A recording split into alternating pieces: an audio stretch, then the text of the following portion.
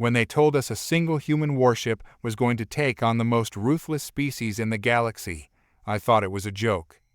But as I stood in the cold steel corridors of the UN's Dauntless, looking at the faces around me, I knew there was no punchline coming. I took a deep breath, feeling the familiar metallic tang of recycled air in my lungs. The Dauntless was humanity's answer to Terror, a sleek, untested warship loaded with more experimental tech than any vessel I'd seen in my 20 years of service. And if it was our best shot, things were far worse than I'd thought. To my left, Lieutenant Mason Hale was running diagnostics on the ship's weapon systems, his face a familiar mask of concentration. Hale was a hard man, the type you'd want at your back when things got ugly. We'd fought side by side more times than I could count, and while I trusted him with my life, I didn't miss the tension in his shoulders. "Lieutenant Hale," I said, my voice steady as I approached. He straightened and turned, his face blank as always, though a flicker of concern crossed his eyes. "Captain Riker." He nodded, his voice cool, professional. "All systems green. She's ready." I glanced at the massive screens before us, displaying the starscape outside and the Dauntless's sleek black hull. "Any word from Fleet Command?" "Just confirmation of our mission objectives," Hale said, looking around to make sure no one was listening. "We're to locate the Cavor and prevent them from advancing further into Alliance space, apparently at any cost." The words hung between us, the unspoken truth clear. The brass didn't expect us to come back. I turned and walked toward the command console, where Dr. Elias Aldwin was hunched over, a slight frown on his weathered face as he scanned through data on the Cavor. He noticed me approaching and grunted. "Captain, I've gone through every file we have on these creatures, and nothing we've seen suggests they're beatable. The Cavor don't just conquer, they devour. Whole planets disappear overnight. Species erased. They don't even leave rubble." I met his gaze. "That's why we're here, Aldwin. There's no one else. The rest of the fleet's busy defending the Alliance core planets. If we don't stop them, they'll be at Earth's doorstep in no time." Aldwin's jaw tightened. "I know, but the data on the K-Vor ... it doesn't add up. I've found traces in the files of someone tampering with the records. I think someone's gone to great lengths to hide information." I frowned, considering his words. I'd heard rumors that the Alliance leadership might be hiding the extent of the Cavor threat, but this was the first time I'd heard it from someone I trusted. "Let me know what you find, Doctor. If there's more going on here, I want to know about it." I left Aldwin to his research and headed down to the engineering deck, where Quinn Mercer was elbow-deep in one of the ship's shield relays. Mercer was the best engineer in the fleet, with a knack for making tech work beyond its specifications, a skill we'd need if we hoped to survive this mission. She looked up as I approached, her face smudged with grease. "Captain, these shields are something else," she said with a grin. "Layered, hybridized. They'll hold up against most of what the Cavor can throw at us. Assuming they don't throw anything we haven't seen before." I nodded, watching her work. "You think we're ready for this, Mercer?" She looked me dead in the eye, her grin fading slightly. "Honestly, sir, we're as ready as we're ever gonna be. But if the Cavor are as bad as they say, we'll need every trick in the book." I clapped her on the shoulder. "Good work. Keep those shields primed and be ready for anything." I returned to the bridge and took my seat, staring out at the void. The silence of space had always comforted me, but today there was an edge to it, a sense that we were entering unknown, hostile territory. "All hands, this is Captain Riker," I said over the comms, my voice carrying through the ship. "We're embarking on the most critical mission humanity has faced. Our job is to track and neutralize the Cavor threat before it reaches our core worlds. There is no backup. We are alone out here. But know this, we're humanity's last line of defense. I trust each and every one of you with my life. Let's show these monsters what humans can do." A murmur of acknowledgement echoed through the comms, and with a final nod to Hale, I ordered the Dauntless to engage. We spent the next few hours in tense silence, moving through empty systems toward the last known Cavor incursion. Hale, seated beside me, kept a close eye on the scanners, while Dr. Aldwin, just behind us, continued sifting through intel, his expression increasingly grim. "Captain," he said, breaking the silence, "I found something." I turned, motioning for him to continue.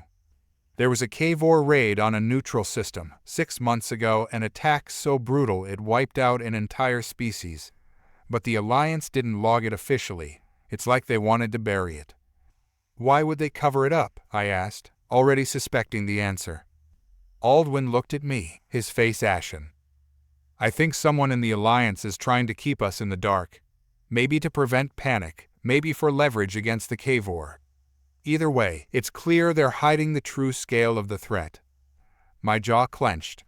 If that was true, then someone had sent us out here to die, hoping we'd buy them a few more weeks. Just then, the scanner beeped. "Captain," Hale said, his voice tight, "we've got something on the long-range sensors. It looks like debris." "Show me." The screen zoomed in, revealing a field of wreckage, a civilian vessel torn to pieces, drifting aimlessly. We approached cautiously, running a scan. "Get a read on it," I ordered. "It's human," Hale said, his voice cold. "Looks like it was a passenger freighter. No survivors." A sudden crackle over the comm interrupted us, a faint, garbled message from the drifting wreckage. Hale worked to clean up the signal, and a terrified voice filled the bridge, barely coherent. They came out of nowhere, They knew where we would be, someone betrayed." Then static. The crew fell silent. Someone had tipped off the Cavor, allowing them to target that freighter. Hale turned to me, anger flashing in his eyes. "Someone in the Alliance is working with the Cavor, Captain." It was a thought too monstrous to fully process, but the evidence was undeniable. The Alliance, the force meant to protect us all, might be compromised. I stood, trying to keep my voice steady. "We continue as planned. Hale, log that recording. If we make it back, I want this broadcasted on every channel. Humanity deserves to know." Hale nodded, though a shadow of doubt lingered in his gaze. "Captain," Dr. Aldwin said softly, "if the Alliance is compromised, we're walking into a trap." I met his gaze. "Then we'll be ready." We resumed our course, the silence heavier now. Betrayal gnawed at the edges of my mind, but there was no turning back. Humanity's future hung in the balance, and we were the only thing standing between it and oblivion. Hours later, the first Cavor scout appeared on our sensors, its sleek, spiked silhouette unmistakable. "All hands to battle stations," I ordered, feeling the adrenaline kick in. This was it, the first real test.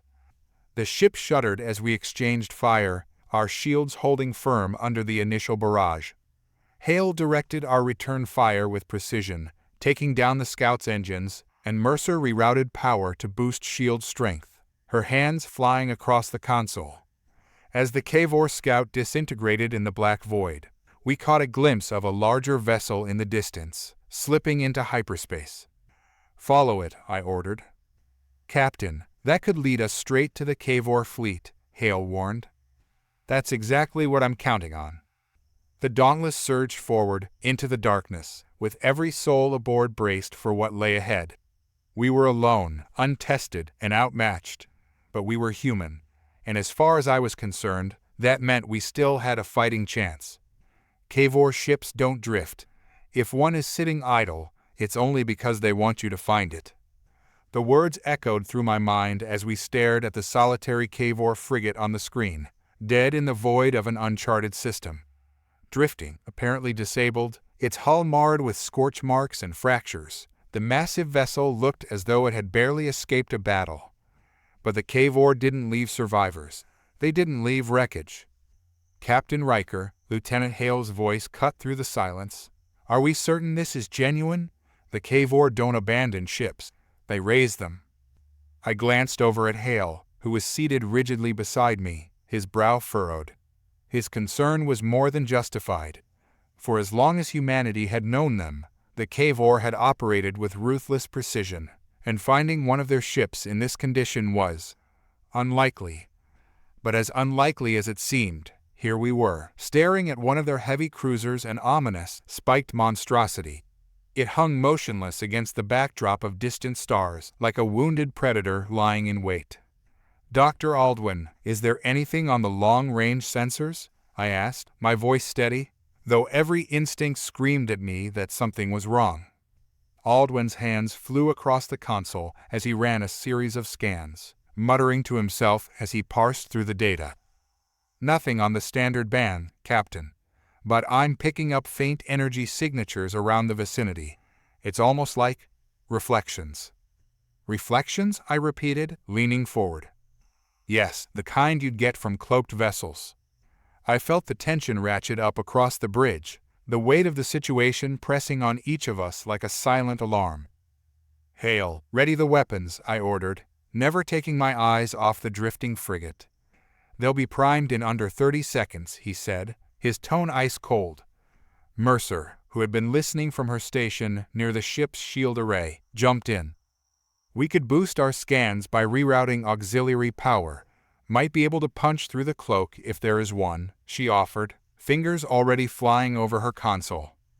Hale shot her a disapproving look. "Rerouting auxiliary power would compromise our defenses, Mercer. Let's stick to protocol."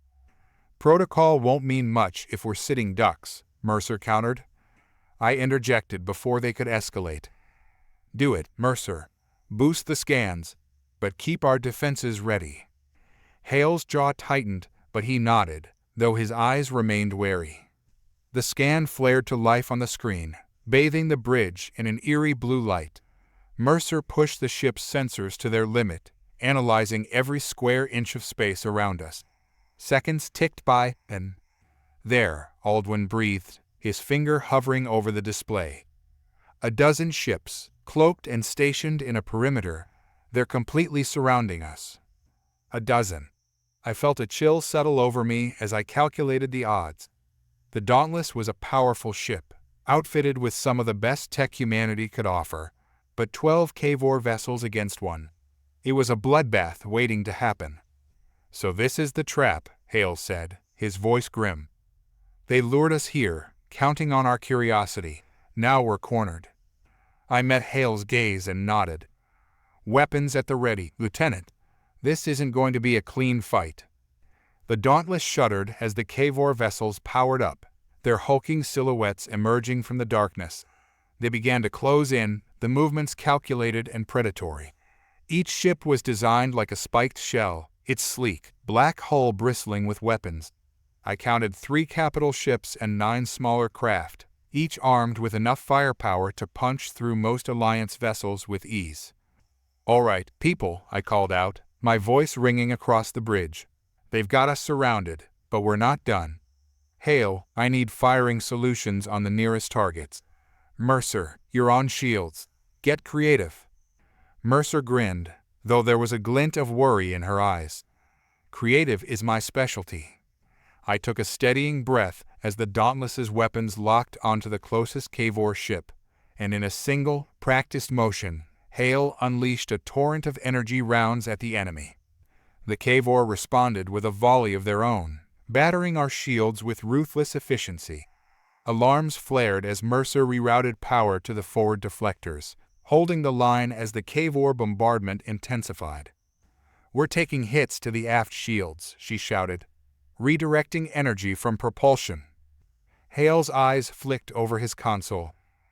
"Incoming fighters, Captain 6 of them, moving fast on our port side."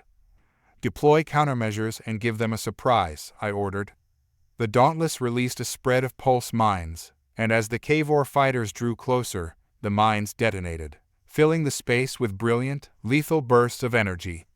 3 of the fighters exploded instantly, while the others scrambled to evade. A moment of reprieve, but it wouldn't last. The Kavor ships reformed, surrounding us once more, their movements perfectly synchronized. They were adapting to our tactics. "These bastards are smart," I muttered, watching their formation tighten. "They're boxing us in, trying to keep us pinned." Hale glanced over, his expression grim. If we can't break through, they'll wear us down until our shields are gone. Then we don't let them pin us. I looked to Mercer. You've worked miracles with less any ideas. She bit her lip, then nodded. We can overcharge the shields and pulse them outwards. It'll be a power drain, but the force might shove their smaller ships back. Gives us a shot at making a break. Hale frowned. That'll leave us vulnerable if it fails. Mercer's jaw set stubbornly. Or it might just save us. Hale, better than letting them chew us up out here. I made my decision. Do it, Mercer. She activated the shield overcharge, and the hum of power filled the ship, vibrating through the floors and walls. Hold tight, everyone. It's going to be bumpy. With a deep shudder, the Dauntless's shields pulsed outward in a shockwave of energy. The force struck the Kavor vessels closest to us, pushing them back just enough to create an opening. Now, Hale, punch it through that gap, I ordered. With a fierce smile, Hale sent the Dauntless surging forward, darting through the narrow corridor of space we'd created. The Kavor capital ships scrambled to reform, but we had a precious few seconds of breathing room. We're clear, Hale reported, but just as he spoke, another alert blared. New energy signature, Aldwin shouted. They're bringing in reinforcements, 2 more capital ships coming in from hyperspace. Of course they are, I muttered. All right, Hale, we can't keep running. Let's hit them where it hurts.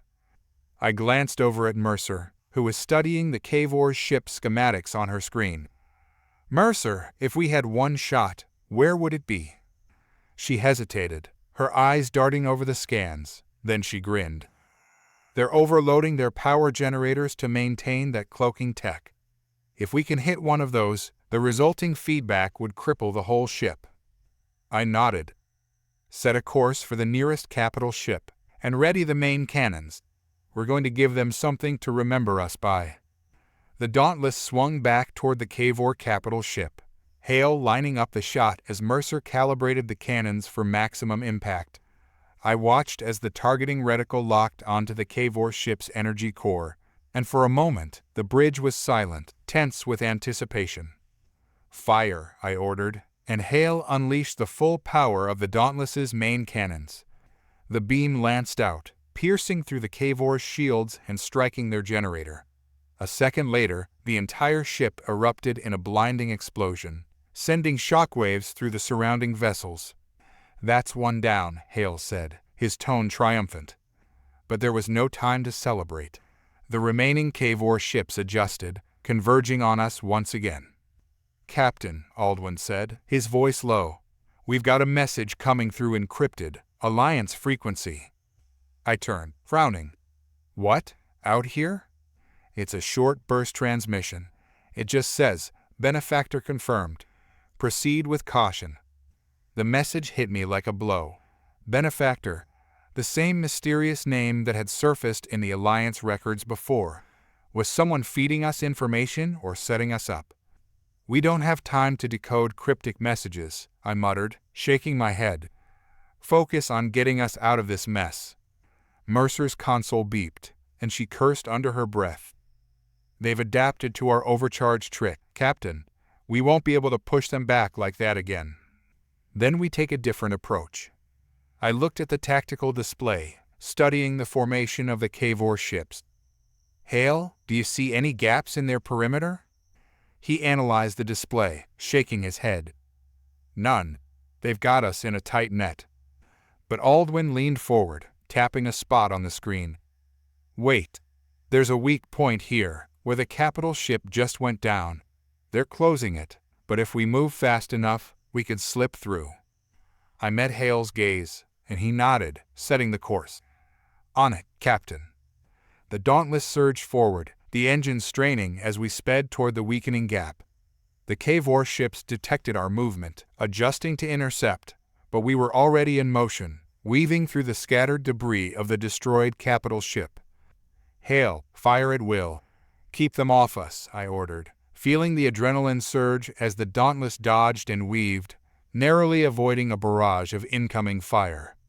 Hale worked the weapons with deadly precision, targeting the Kavor fighters as they approached, each one erupting in flames as he took them down. Beside him, Mercer routed power to the shields, keeping them up as we bore through the onslaught. "We're almost through," Aldwin shouted, as the last of the Cavor fighters fell behind us.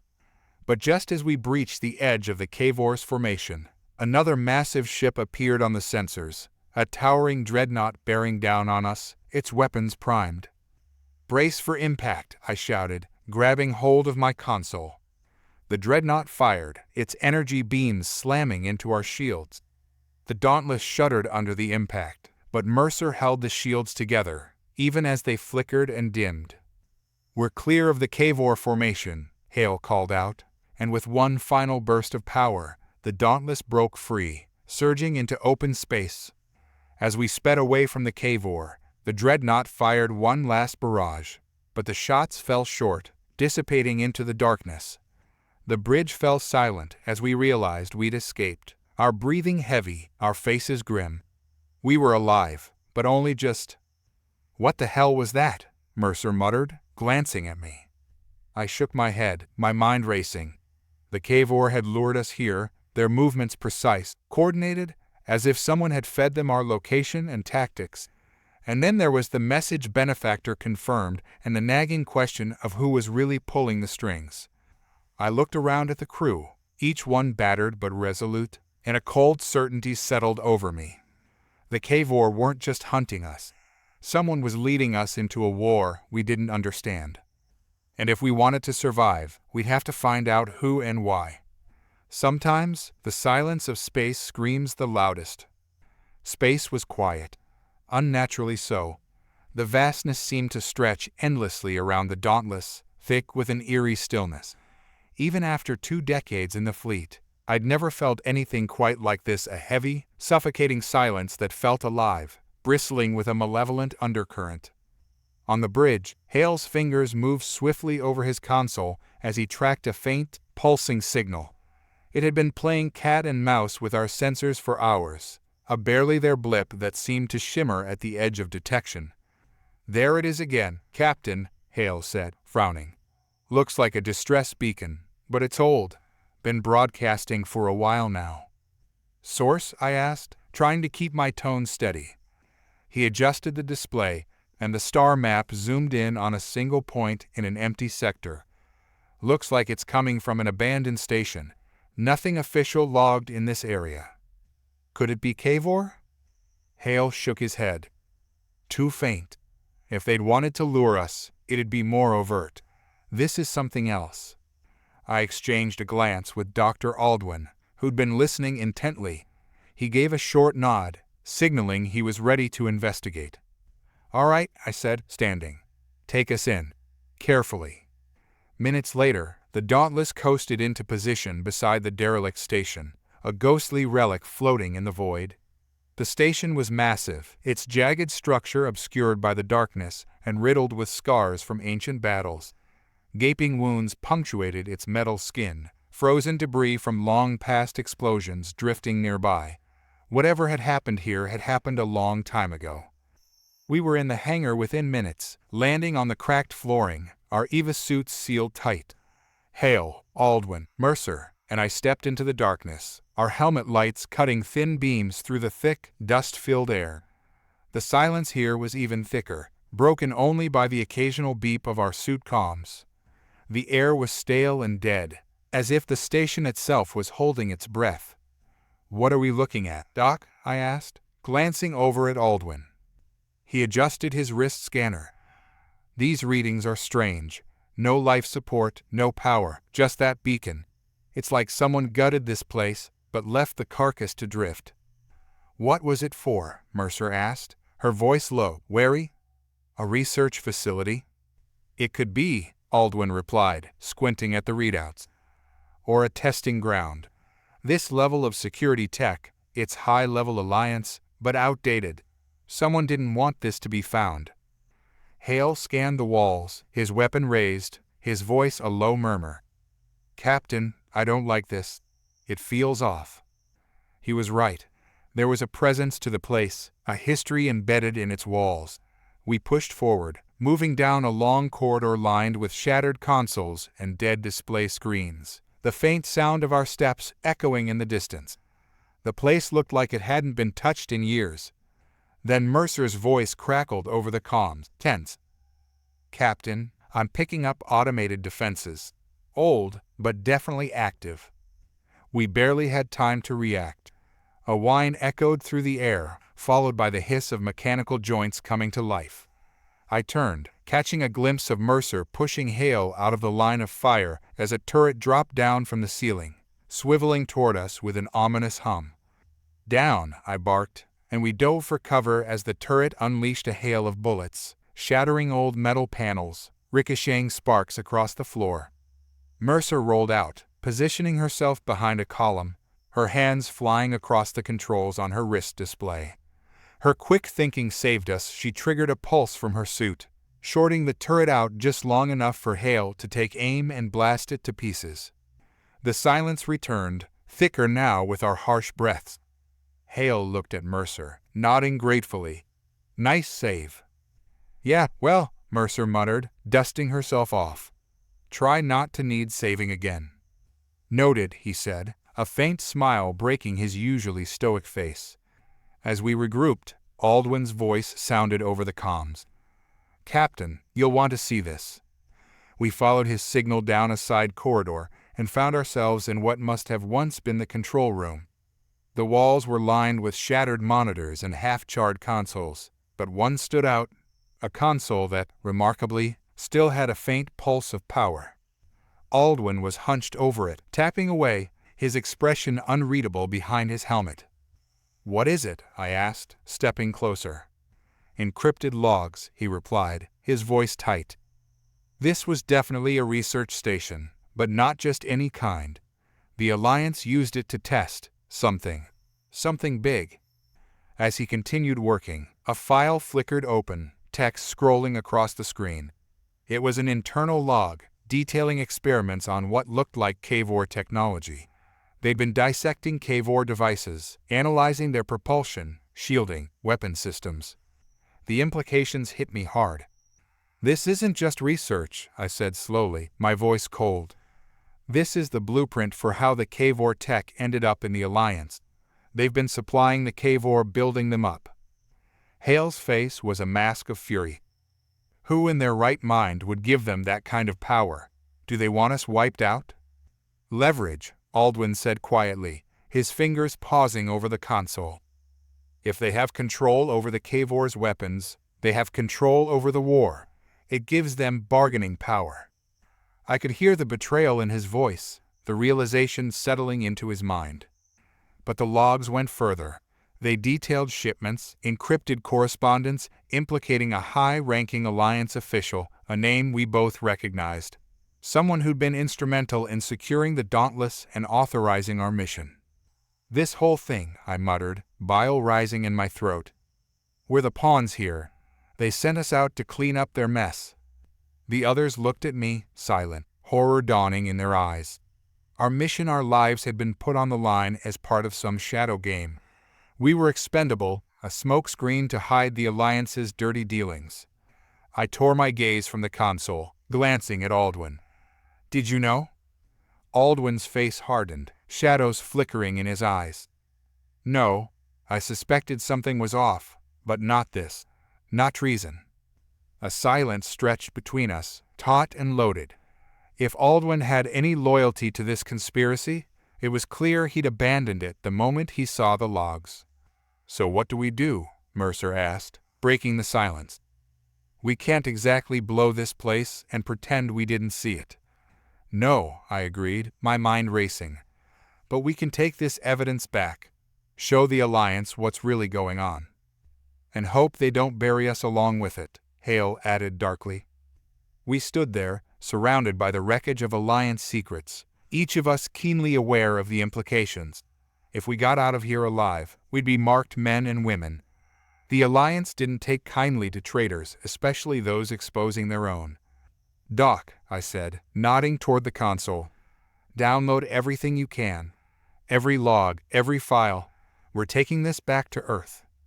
Aldwin nodded, getting to work, while we set up a defensive perimeter, expecting at any moment to encounter another turret or automated trap. Tension ran high, but Mercer's work on disabling the defenses seemed to hold up as we made our way through the empty corridors. Just as we were about to finish, a distant rumble shook the station. Hale's eyes widened. "Captain," he said, his voice grim, "we've got company." On the far side of the station, a Cavor scout vessel had latched onto the hull, its spiked tendrils cutting into the outer shell. They'd picked up the same distress signal we had, and it looked like they'd come to finish what they started. "Mercer," I barked over the comms, "get back to the Dauntless. Power up the engines and prep for extraction." She nodded, darting back down the corridor as we grabbed Aldwin, half dragging him away from the console. The files were still downloading, but we didn't have a choice. The station trembled as the Cavor vessel tore a hole into one of the outer corridors, their jagged forms spilling into the hallways, moving with disturbing speed. We could hear them, the strange clicking and scraping noises echoing closer. "Go, go, go," I yelled, firing back down the corridor to buy us time as we ran. We stumbled into the hangar just as Mercer finished the per-flight sequence, and we barely managed to scramble aboard the Dauntless before she punched the engines, pulling us away from the station. The Cavor ship gave chase, its sleek form cutting through the darkness like a blade. "Shields up," I shouted as the first barrage hit us, the hull groaning under the strain. Hale and Mercer worked in tandem, rerouting power and launching countermeasures, their hands moving with practiced precision. Explosions blossomed around us as Mercer's maneuvers dodged the worst of the fire. It was a brutal chase, but the Dauntless held together, its shields absorbing the brunt of the assault long enough for us to make the jump to hyperspace. We left the Cavor vessel behind, watching it disappear into the dark void. In the quiet that followed, I turned to Aldwin, who clutched the data drive like it was the last piece of truth in a galaxy full of lies. "We did it," he whispered, his voice filled with a bitter triumph. "But what now, Captain?" "Now," I replied, the weight of our situation settling onto my shoulders. "Now, we take this to Fleet Command. We expose every last one of them." Hale nodded, his face set with grim determination. Mercer gave me a weary, determined grin. But as I looked at the darkened view of hyperspace outside, I knew we were marked. Whoever had set up this conspiracy, whoever had betrayed the Alliance, they would stop at nothing to keep their secrets. And somewhere in the shadows, they were waiting. When you've come this far, there's no going back, especially not with a galaxy's worth of eyes watching your every move. The weight of my decision hung in the air like the silence before a storm. Standing on the bridge of the Uns Dauntless, I felt the steady hum of the ship beneath my feet, a reminder of the lives we were now carrying into the abyss. We had come too far and sacrificed too much. Turning back was not an option. As I stared out at the stars, a flicker of a transmission interrupted my thoughts, pulling me from the void. It was a secure channel, encrypted with the Alliance's latest codes. I glanced at Hale, who was monitoring the comms, and nodded. "Put it through," I ordered, my heart racing. The image of a stern-faced Alliance representative flickered to life on the main screen, their uniform crisp and immaculate, the emblem of the Alliance gleaming ominously behind them. My gut twisted. I could already feel the cold grip of their authority as they began to speak. "Captain Riker," the representative said, their voice dripping with false warmth. "We've been monitoring your mission. It has come to our attention that you are approaching the Cavor fleet. You are hereby ordered to turn back at once. Failure to comply will be considered an act of treason against the Alliance." My blood boiled at the threat, but I kept my expression neutral. "With all due respect, we are the only force capable of stopping the Cavor advance. Turning back is not an option." The representative's eyes narrowed, calculating. "The Council has spoken. Your continued insubordination could lead to severe consequences for you and your crew. I urge you to reconsider." I didn't hesitate. "We'll proceed with our mission. We're not turning back." The representative's expression hardened, their facade cracking. "Very well, Captain. The consequences are on your head. You will be held accountable." The transmission cut out, leaving a heavy silence behind. I felt every gaze on me, the crew bracing for my next move.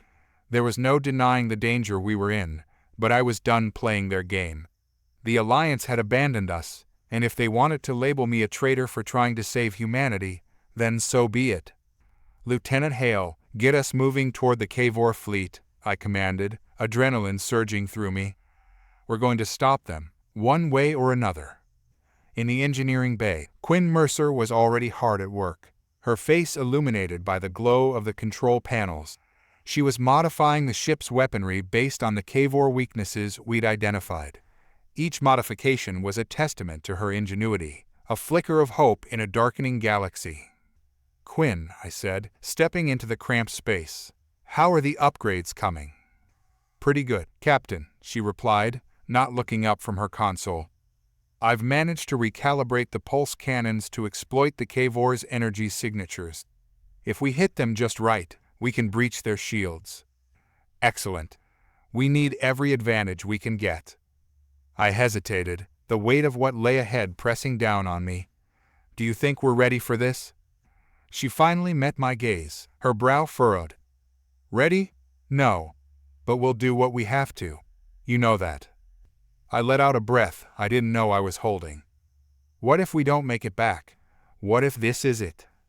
Mercer paused, the air thick with unspoken fears. "Then we go down fighting. That's what we signed up for, isn't it?" The steely resolve in her voice was infectious, and I felt a flicker of determination igniting within me. If we were going to die, it would be on our own terms, not at the behest of the Alliance. As I turned to leave, Hale stepped into the room, his expression grim. "Captain, we've got a situation." I followed him back to the bridge, where the screens displayed an array of tactical readouts. "What's happening?" "We've just detected the Kavor fleet's main force at the edge of Alliance space. They're surrounding a human colony world." I felt my heart drop. "What's the status of the colony?" "Evacuation is already in progress, but they won't last long if we don't intervene. The Kavor are targeting them." "Then we have to move, now," I snapped. "Hale, plot a course. Mercer, prepare the weapons. We need to engage before it's too late." As we approached the Kavor fleet, the tension on the Dauntless reached a breaking point. I could feel the collective anxiety of the crew, a palpable energy that thrummed in the air. We were about to enter a battle where we could lose everything. Dr. Aldwin moved through the ship, tending to crew members who were gathering for what might be their last fight. I found him in the med bay, wrapping bandages around a young ensign who had an anxious look in his eyes. "Doc, how's morale?" I asked, crossing my arms. He looked up, meeting my gaze with a steady expression. "Mixed, but they're ready. They know what's at stake. We all do." "Do you think we can win this?" I pressed, searching for some sliver of reassurance. Aldwin paused, his hand stilling as he considered his words. "We're outnumbered, Captain. But if we work together, if we stick to the plan, we might just hold them off long enough for the colony to evacuate. We're all in this together." That sentiment resonated with me. We were a ragtag crew, bound together by shared experience and an unyielding desire to protect humanity. I knew that whatever happened today, we were all fighting for each other. The Dauntless dropped out of hyperspace with a violent shudder, and my breath caught in my throat. Before us loomed the Kavor fleet, massive ships like grotesque behemoths, each one bristling with weapons and a malevolence that sent a chill down my spine. "Captain, we're in range," Hale reported, his voice steady despite the chaos unfolding outside. "They're not expecting us." "Good. Let's give them a welcome they won't forget," I said, my heart racing. "Targeting their main ships now," Mercer added, fingers dancing over the console as the Dauntless's systems sprang to life. "We're ready to fire on your mark." I took a moment to steady myself, knowing this was the moment that would define us. Fire at will. The ship shook with the force of our weaponry as bolts of energy erupted from our cannons, striking the Kavor vessels with pinpoint accuracy. The explosions lit up the darkness of space, sending shockwaves through the hull. Direct hits on their starboard side, Hale shouted, eyes wide with exhilaration. They're starting to scramble. Keep up the pressure, I commanded. We can't let them regroup. We maneuvered the Dauntless with precision, weaving through the chaos of battle as KFOR ships returned fire. The bridge vibrated with each impact, but we pressed on, relentless. A warning light blinked on my console. Captain, incoming KFOR fighters, Hale shouted. They're breaking off from the main fleet. Mercer, can we outrun them? I asked, my heart pounding. Not with our current speed, she replied. We need to adjust the shields to maximum. It'll buy us some time. Do it, I ordered. We turned to face the oncoming KFOR fighters, feeling the heat of battle close in around us. The ship's systems hummed with energy as we braced for impact. The first wave hit us, jolting everyone on the bridge. Shields holding at 50%, Mercer shouted, her hands working furiously to keep our defenses stable. Reinforce them. We can't afford to lose ground, I yelled, my voice cutting through the chaos. The KFOR fighters closed in, a swarm of sleek vessels designed for speed and destruction.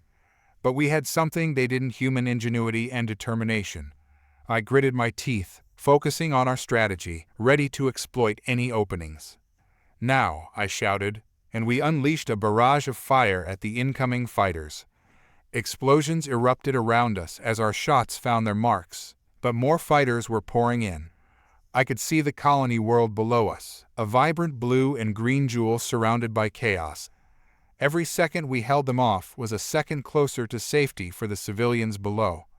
Amid the battle, I caught sight of Aldwin in the med bay, bandaging up injured crew members, his hands steady despite the chaos. He was patching a young pilot who was pale and shaking. I couldn't shake the thought that he might not make it back. Doc, I called through the comms. How are the injured? They're stable for now, but we're running out of supplies.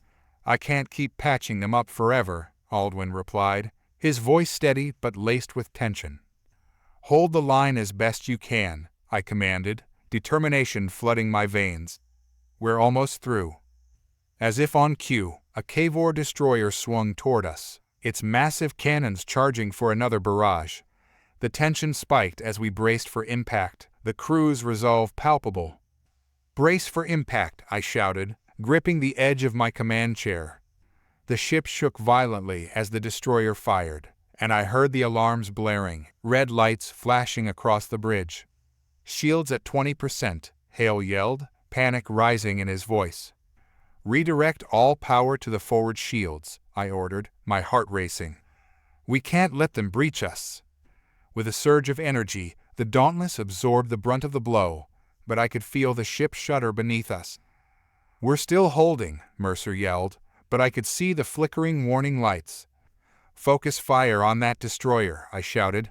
We need to take it out before they get another shot at us. We concentrated our fire on the KFOR destroyer, every blast a testament to our defiance. The ship rocked under the strain, but we pressed on, refusing to back down. The KFOR vessel began to buckle, sparks flying as we found their weak points. Yes, it's taking damage, Hale shouted, a fire igniting in his eyes.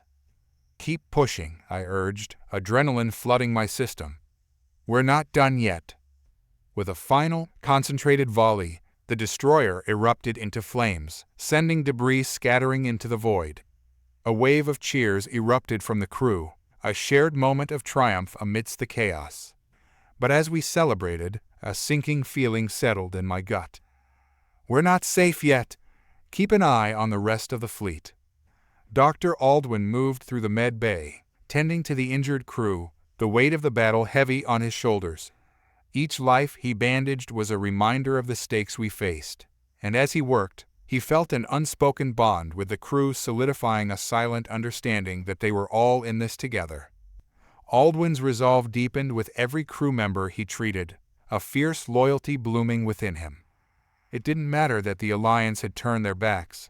This was his family now, and he would do everything he could to protect them. Back on the bridge, the battle raged on. More KFOR vessels were approaching, and I could feel the weight of their gaze upon us, 1,000 eyes watching, waiting for our failure.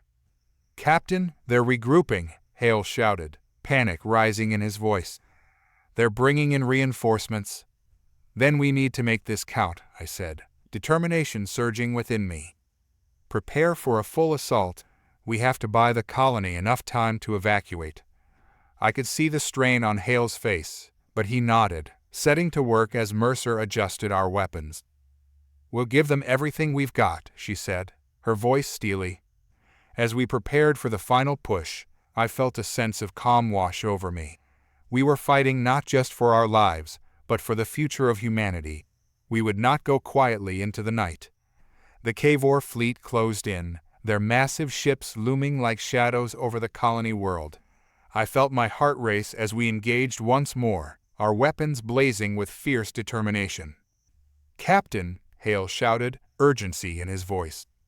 "They're targeting the colony. We need to intercept."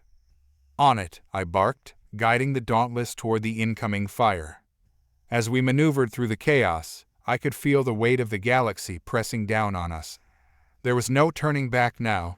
We had crossed the point of no return, and all that mattered was the fight ahead. The battle escalated. Each shot fired a defiance against the overwhelming odds. I felt the ship vibrate as enemy fire rained down on us, but we pressed on, our resolve unyielding. "Keep firing," I shouted, adrenaline coursing through my veins. "We can't let them take the colony." The Dauntless surged forward, our weapons blasting through the darkness, targeting the Cavor vessels with a newfound ferocity. Inside the med bay, Aldwin worked with feverish intensity, the urgency of the battle pushing him to his limits. He could hear the chaos outside, the distant sound of explosions and the cries of his crewmates. Each injury he treated was a reminder of the stakes at hand, and as he stitched up a wounded ensign, he felt a sense of purpose taking root within him. He wouldn't let them fall. Not on his watch. "Doc," one of the crew members gasped, his face pale and drawn. "What if we don't make it?" Aldwin looked him in the eye, his voice steady. "We will. We have to. Fight with everything you've got." On the bridge, the tide of battle surged and waned, a relentless storm of energy and fire. The Cavor were fierce, but we were fierce as well. Each time they pressed forward, we pushed back harder.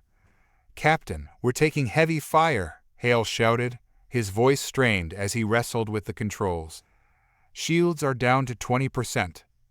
Redirect everything to the rear shields. We need to protect the colony," I ordered, my heart racing. The ship shuddered again, and the alarms blared, warning us of imminent breach. "Mercer, we need more power to the shields," I urged. She worked feverishly at the console, her brow furrowed with concentration. "I'm trying, Captain. The systems are overloaded." Just then, the ship jolted violently, a massive blast striking the hull. "We've lost aft shields," Hale shouted, panic creeping into his voice. "Get us out of here," I yelled, feeling the panic rise within me. But it was too late. A Cavor destroyer loomed in our path, its weapons primed to fire.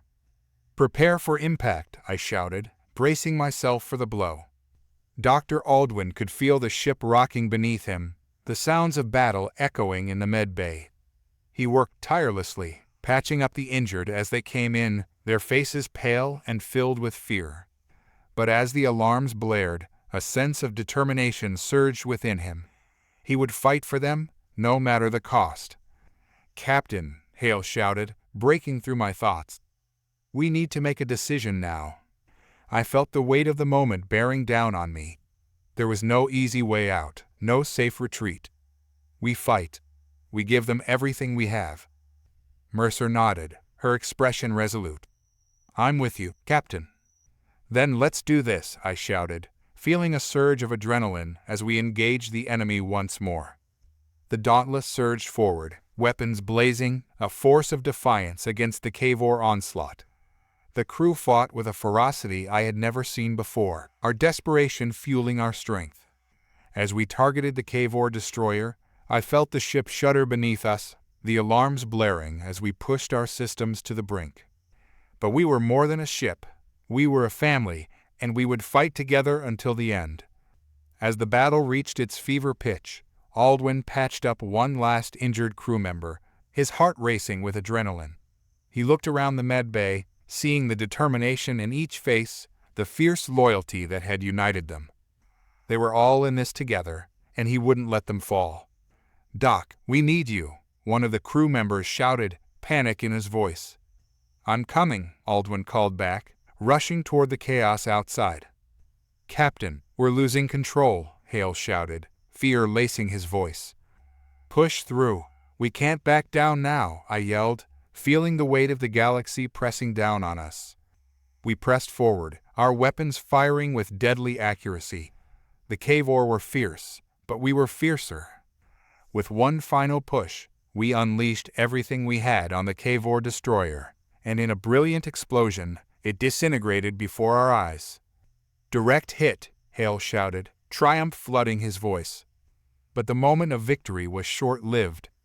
A massive Kavor flagship emerged from behind the debris, its weapons primed and ready. "Brace for impact," I shouted, my heart racing as the ship rocked under the force of the blast. Dr. Aldwin raced through the chaos, adrenaline surging through him as he fought to help his crew. Each life he saved was a testament to their determination, a reminder of what they were fighting for. He refused to let them fall. The flagship's weapons blared, and I felt the dauntless shudder beneath me. We had pushed ourselves to the limit, but now we were teetering on the edge of destruction. "Captain," Hale shouted, panic in his eyes. "We can't hold this much longer." "Redirect everything to forward shields," I barked, determination flooding my veins. "We're not giving up." As the flagship's weapons charged, I knew we were at a critical juncture. We could hold them off or let them destroy everything we fought for. With one final push, we unleashed a torrent of fire on the flagship, and as the shots struck home, I felt a surge of hope. We could do this, we could win. But the flagship retaliated, its weapons firing with deadly precision. The Dauntless rocked again, alarms blaring, and I felt the dread rising within me. "Captain, we're losing power," Hale shouted, desperation lacing his voice. "Hold it together, we can't back down now," I yelled, willing the ship to endure. As the flagship bore down on us, I could see the weight of the galaxy pressing down, a million eyes watching, waiting for our downfall. But we would not go quietly, we would fight. In the med bay, Aldwin rushed to tend to the wounded, his heart pounding as he fought to keep them alive. The sounds of battle echoed in his ears, but he pushed through, determined to do everything he could. He was a doctor, and he would fight for his crew. As the Dauntless shuddered under the weight of the Kavor flagship's fire, I felt a surge of determination wash over me. We were not alone. We were fighting for something greater than ourselves, something worth the sacrifice. "Prepare for one final assault," I shouted, my voice steady despite the chaos. "We're going in."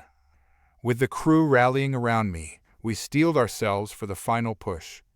"Let's end this," I yelled, my heart racing as we surged toward the Kavor flagship, weapons blazing.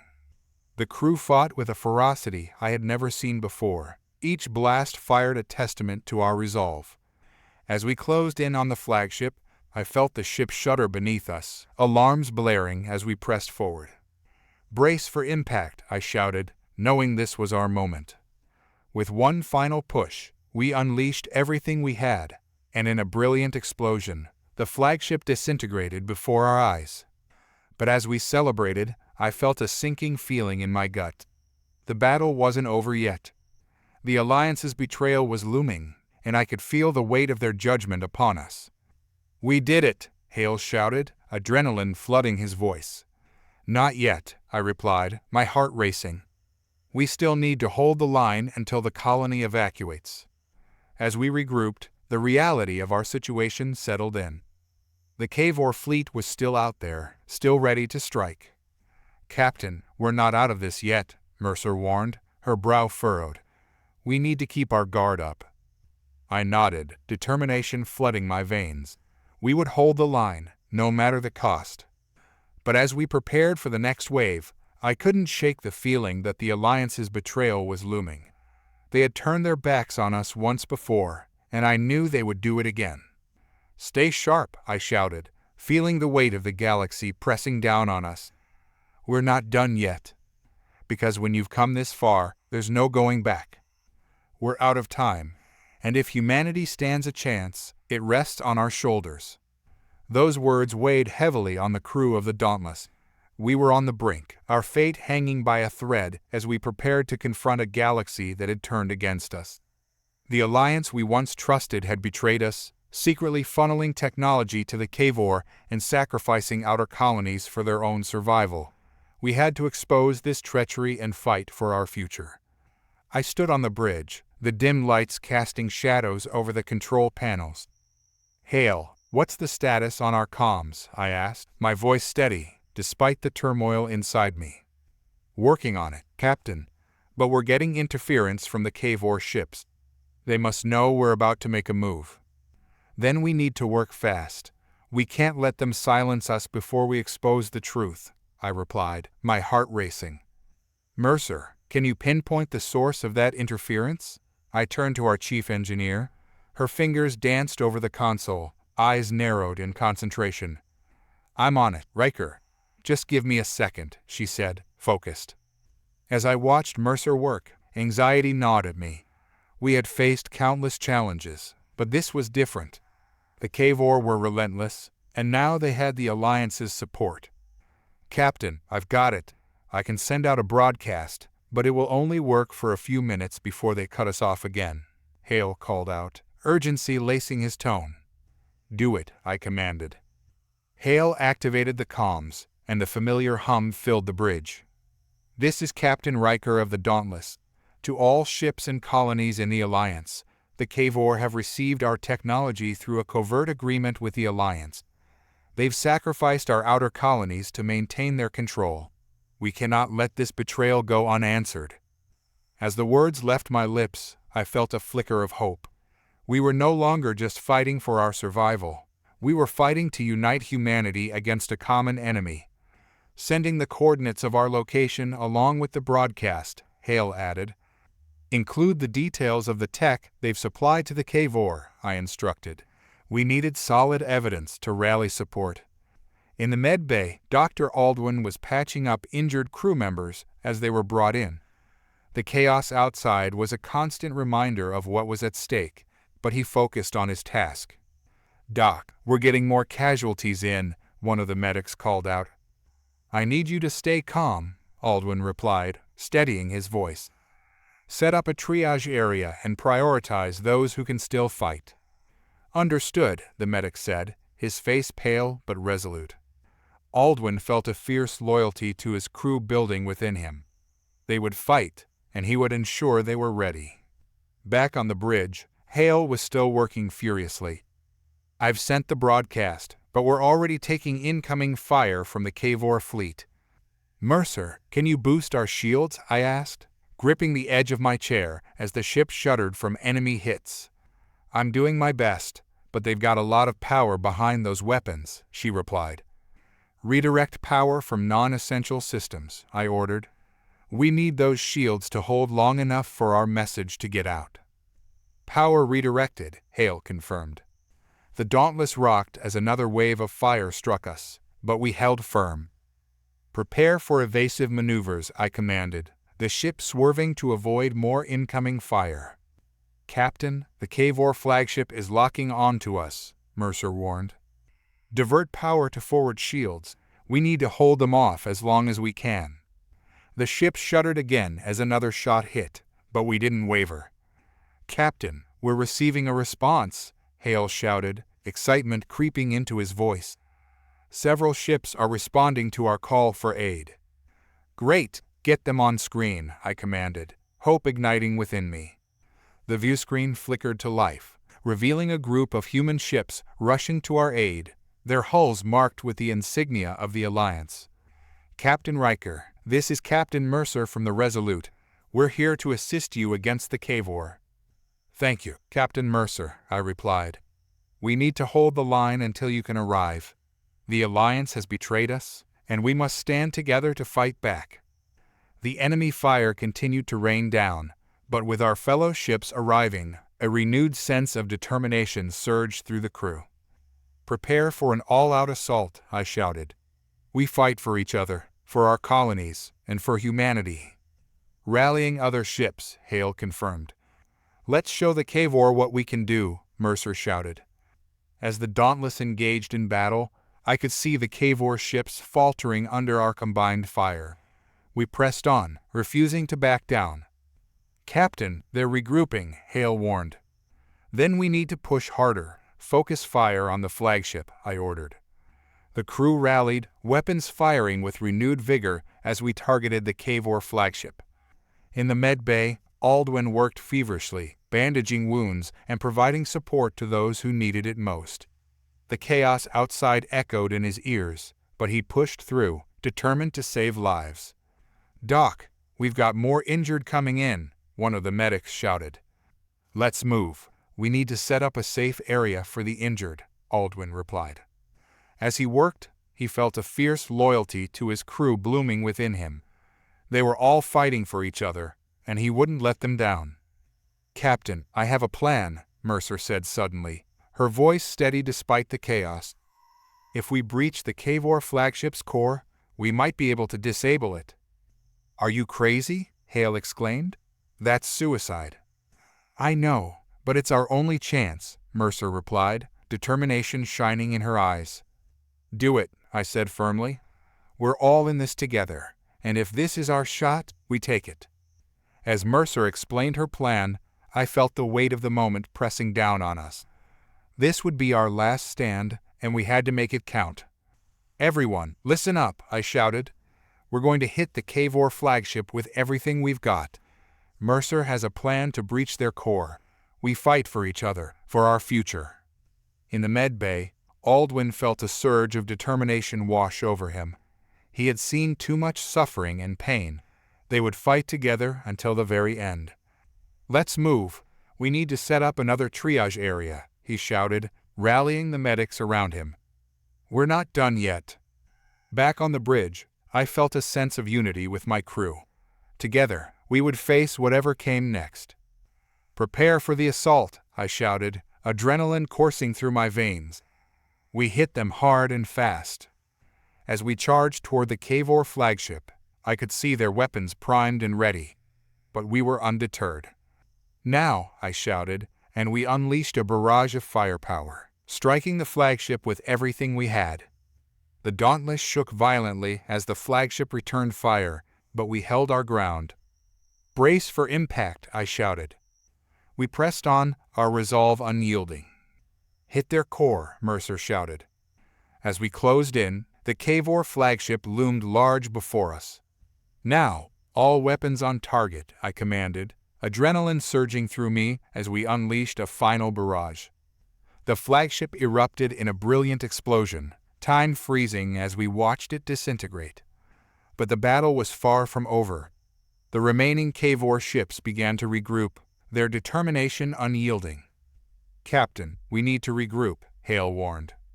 "No, we press on. We can't let them escape," I shouted, feeling the fire of determination burning within me. With a surge of adrenaline, we pressed forward, pushing the Cavor back with everything we had. In the med bay, Aldwin continued to work tirelessly, treating the injured as they came in. The sounds of battle echoed in his ears, but he pushed through, determined to save as many lives as possible. "Doc, we've got more injured coming in," one of the medics shouted. "Let's move. We need to set up another triage area," Aldwin replied. As he worked, he felt a fierce loyalty to his crew blooming within him. They were all fighting for each other, and he wouldn't let them down. Finally, after what felt like an eternity, the remaining Cavor ships began to retreat, their fleets scattering into the void. "We did it," Hale shouted, relief flooding his voice. "Not yet," I replied. "We need to regroup and assess our damage." As we surveyed the aftermath, I felt pride swell within me.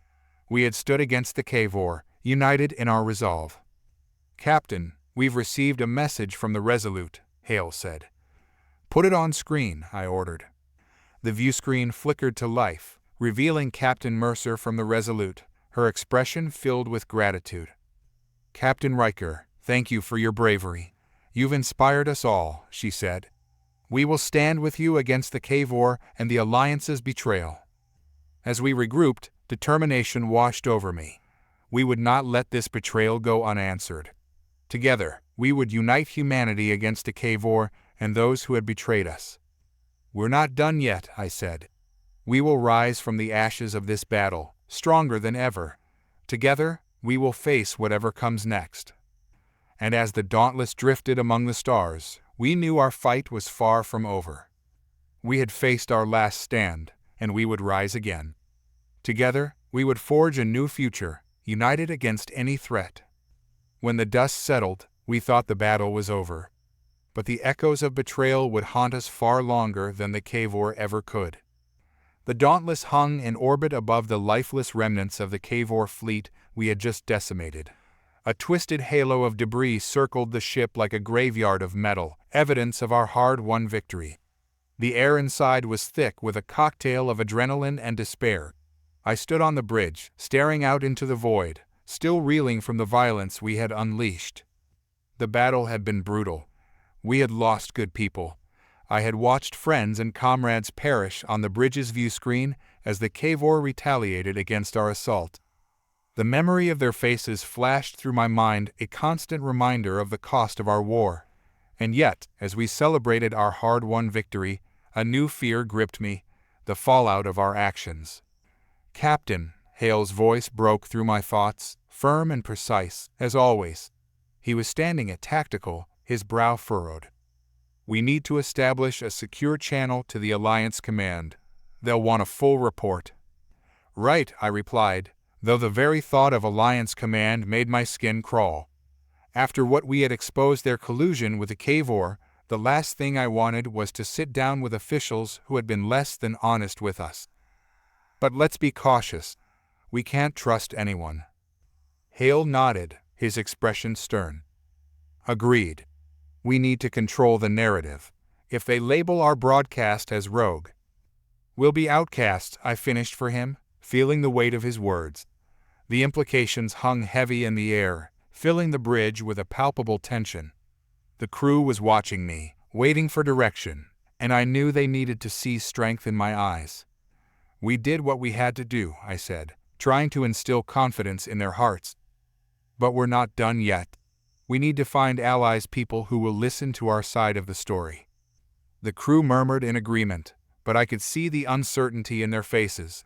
They were brave, but doubt had a way of creeping in after battles like ours. I turned back to the view screen, letting the silence envelop me. The briefing room felt suffocating. With every passing minute, the atmosphere thickened with tension as the Alliance officials glared at me through the view screen. They looked pristine in their crisp uniforms, eyes narrowed, already prepared to deny the truth of what had unfolded. Captain Riker, the Alliance representative, a silver-haired man with a perpetually condescending expression, began. "You have put us all at risk with your reckless actions. The broadcast you sent—" "It was the truth," I interrupted, unable to hold back. "The Kavor are receiving support from within our ranks. We have proof." He scoffed. "Proof? Your so-called evidence is nothing but a rogue transmission from a ship that has gone off course. The Dauntless has become a liability." The weight of his words sank into my gut. My ship a liability? I had poured everything into this crew, this mission. The Dauntless was humanity's last hope, yet here I was, labeled a traitor in the eyes of those I had once trusted. "Rogue or not," Hale spoke up, "we saved lives. We disrupted a Kavor supply line and crippled their fleet." "Is that what you call it?" the representative sneered. "You've gone off the grid. You're outcast now, and if you continue down this path, we will have no choice but to declare you a threat to the Alliance." The threat lingered in the air, suffocating any hope we had. The once comforting camaraderie had morphed into a battlefield of mistrust. The alliances we had fought so hard to maintain were now splintering, and it felt like we were standing at the precipice of war, not just against the Kavor, but against our own people. Once the transmission ended, I felt a heavy silence wash over the bridge. It was as if the shadows of betrayal had settled on us like a shroud. The crew's faces were drawn tight, their confidence shaken. I needed to act fast before that doubt turned into despair. "We need to reach out to the sympathetic factions," I said, breaking the silence. "There are still those in the Alliance who care about the truth. We'll send out distress calls to anyone willing to listen." Hale shot me a concerned look. "You think they'll respond, after what we just did?" I shrugged. "We don't have a choice. If we want to expose the Kavor's support from the Alliance, we need allies. We need to rally those who've been sidelined by the political maneuvering." Mercer, leaning against the engineering console, crossed his arms. "You're right, Captain. If we can gather enough evidence and back it up with testimonies, we might stand a chance. We can't fight this war alone." "Let's mobilize," I said, feeling the spark of determination ignite in my chest. "Prepare the communications array. I want to send a message out to every sympathetic faction we can find. If they won't help us, we'll make them listen." As the crew sprang into action, I glanced at Dr. Aldwin, who stood apart, his expression haunted. He had been unusually quiet since our last battle, and the survivor's guilt hung heavy on him like an anchor. "Aldwin," I called out, drawing him into the conversation. "You okay?" He looked up, his eyes clouded with sorrow. "I'm fine," he lied, but I could see the pain etched on his face. "Just thinking about the lives we lost. We need to make this right." "You will," I reassured him, placing a hand on his shoulder.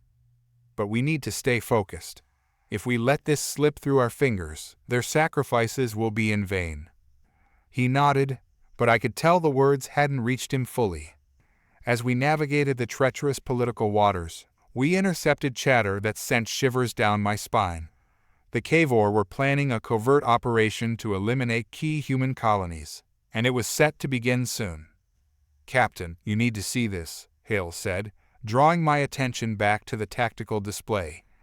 "We've tapped into their communications, and they're mobilizing a fleet for a direct assault."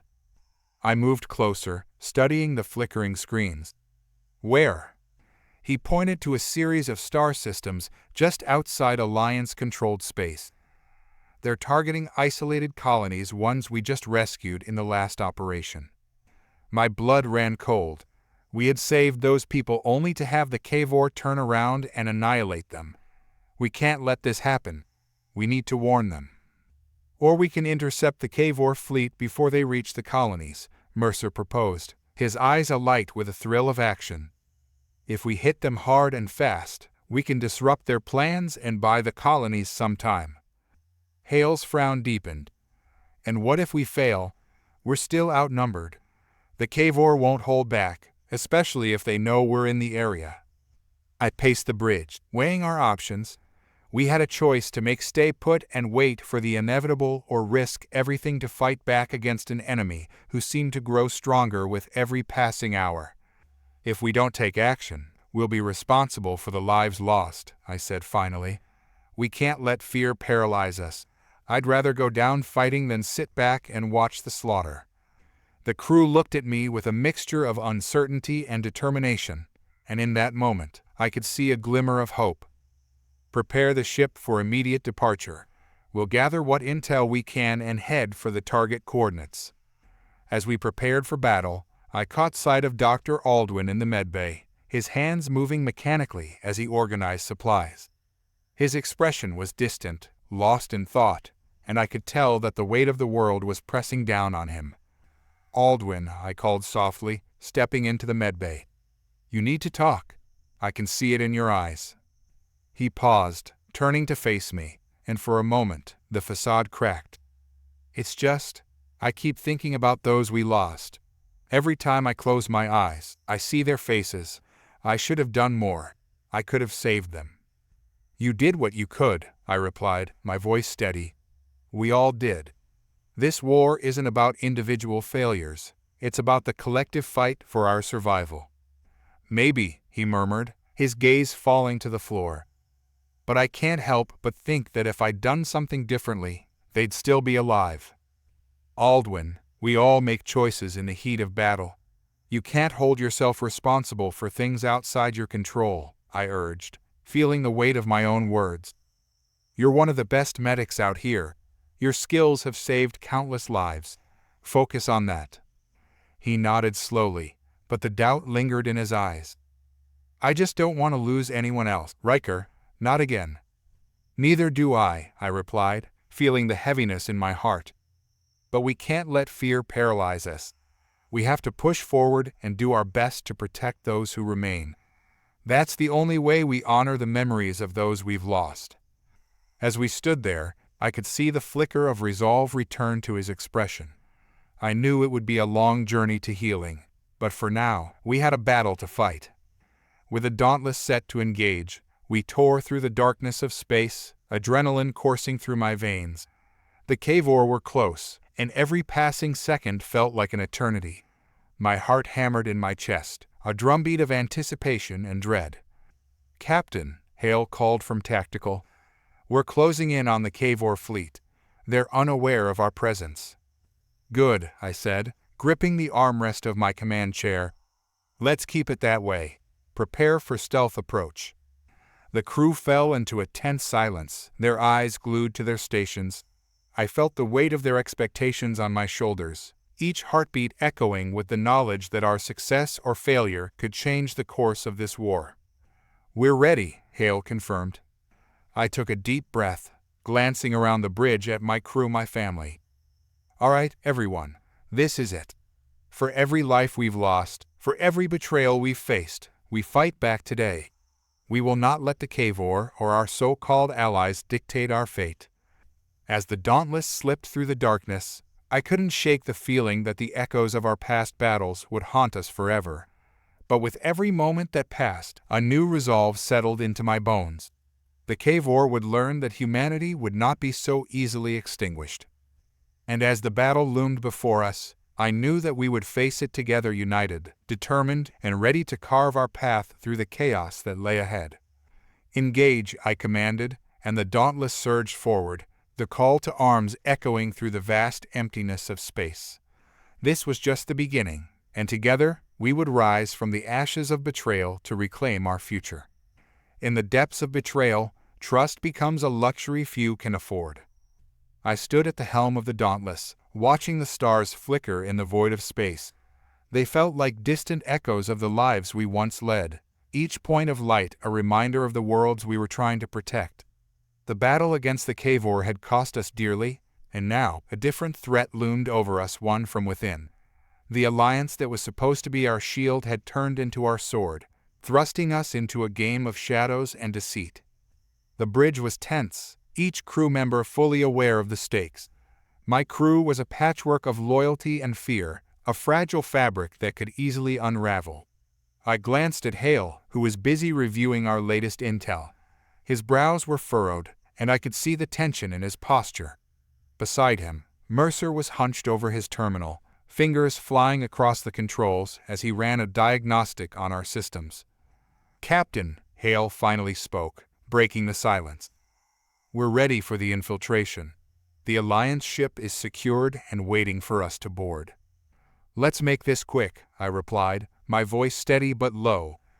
"We need proof of their collusion with the Cavor.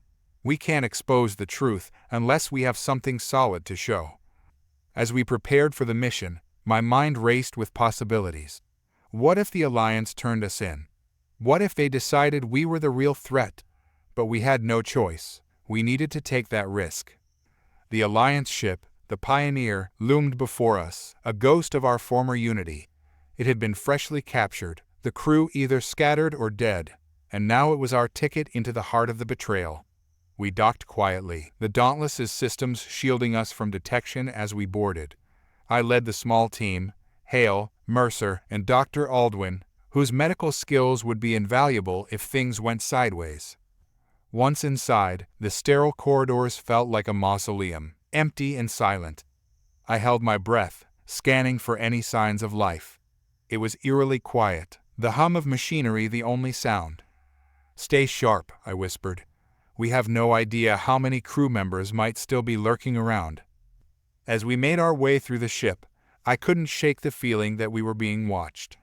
The sense of betrayal I felt in the air was suffocating. Each corner we turned was a reminder of our fragility, and the weight of our mission pressed heavily on my shoulders. "Down this way," Hale directed, leading us toward the data core. "If we can access their systems, we might find logs or transmissions that could prove the Alliance's complicity." We reached the data core, a vast room filled with blinking consoles and humming servers. I motioned for silence as we moved in. "Mercer, you're up," I said, my voice barely above a whisper. Mercer stepped forward, eyes gleaming with excitement and determination. "Give me a moment. I'll see what I can dig up." He plugged his portable interface into one of the consoles, fingers dancing over the keys as he bypassed security protocols. "Let's hope the Pioneer didn't have time to wipe its data," I murmured, keeping watch. Minutes ticked by as I scanned the shadows, the tension in the room palpable. Then, I heard a voice echo from the corridor outside. "Did you hear that?" Hale said, tensing beside me. "Sounds like someone's coming," I replied, my heart racing. "We need to hide." We ducked behind a server bank just as two Alliance officers entered the room. They were discussing something that made my blood run cold. "I can't believe we sacrificed those colonies for a chance to curry favor with the Cavor," one officer said, shaking his head. "What if the Dauntless finds out?" "The captain has everything under control. We just need to keep the facade going a little longer," the other replied, his voice dripping with contempt. "Let them think they're heroes while we get what we need." They moved past us, and I felt a chill run down my spine. Sacrificing colonies. It was worse than I'd imagined. The Alliance had chosen convenience over humanity. "Did you hear that?" Mercer whispered, his voice strained. "We have to expose this." "Yes, but we need the evidence first," I replied, glancing at Hale. "Keep a lookout while Mercer finishes hacking." "I don't like this," Hale said, his eyes darting around. "We're sitting ducks here." "Just keep your head on straight," I said, forcing calm into my voice. "Mercer can do this. We just need a little patience." "Patience is going to get us caught," Hale retorted, his voice rising. "Just focus," I urged, trying to keep my own nerves in check. Mercer finally let out a triumphant laugh, his fingers pausing midair. "Got it. I'm in.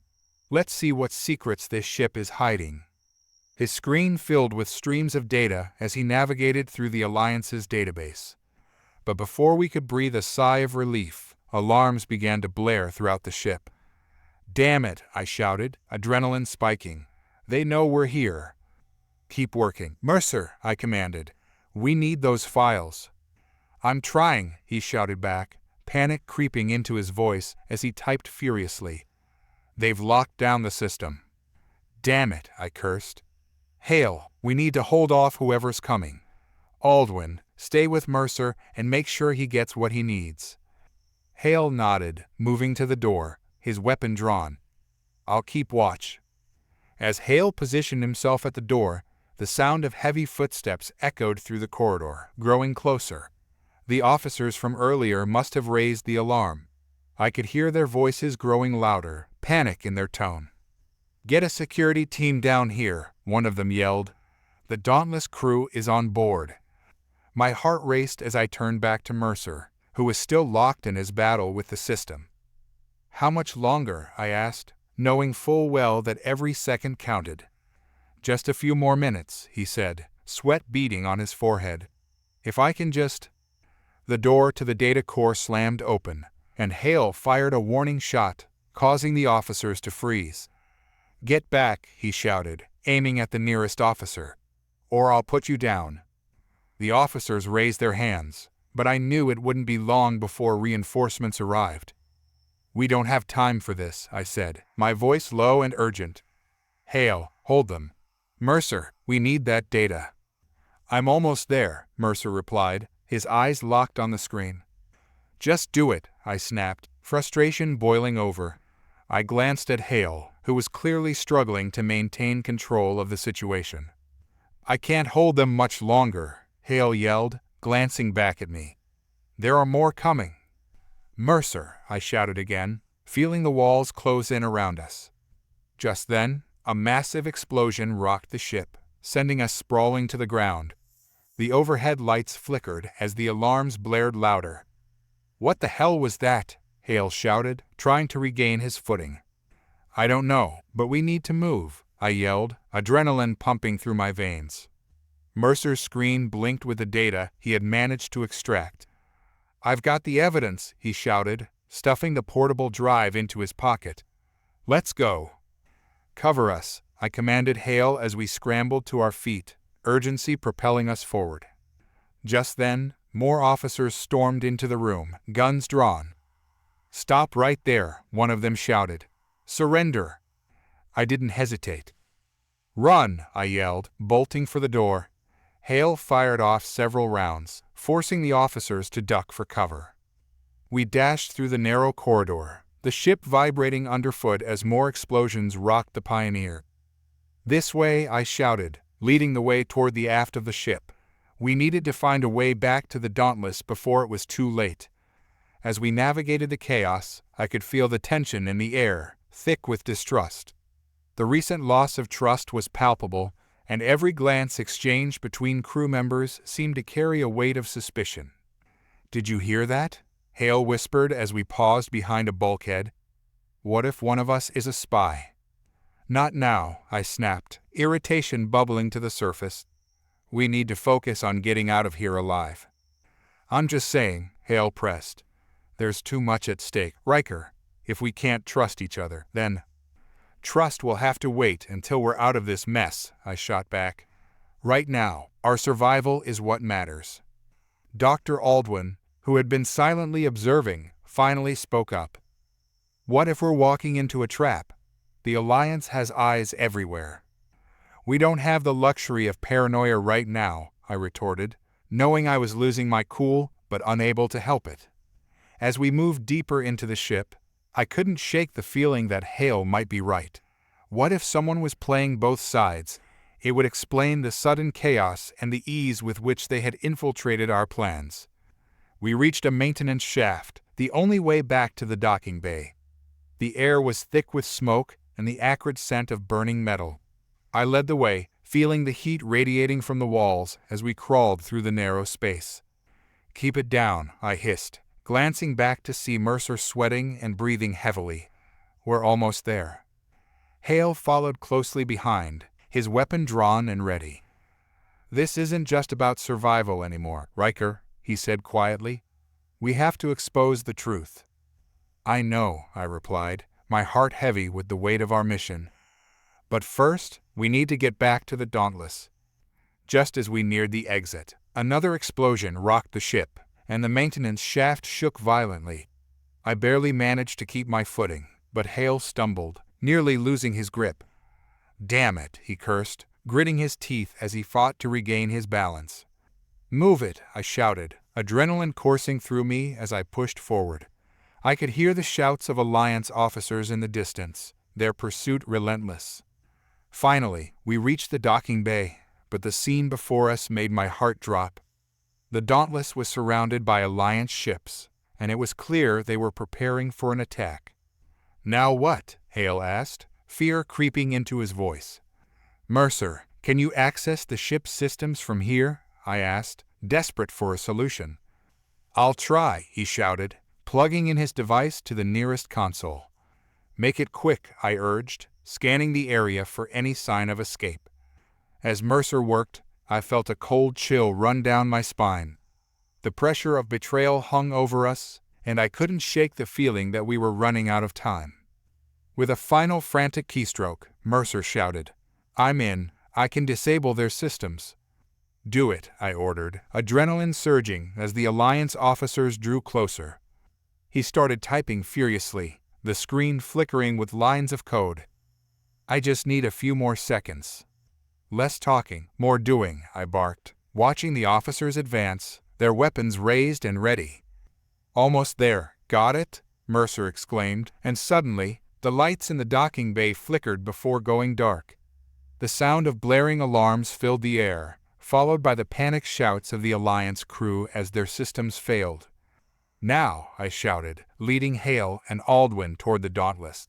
We sprinted across the bay, adrenaline pumping through me as I piloted the Dauntless away from the chaos. "Plot a course for the nearest colony," I ordered, my heart racing.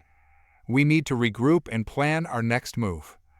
As we escaped into the vastness of space, the weight of our mission settled heavily on my shoulders. We had obtained the evidence, but at what cost? Mistrust hung like a cloud over my crew, and the betrayal within threatened to fracture our unity. "Riker," Hale said quietly, his voice laced with concern. "What now?"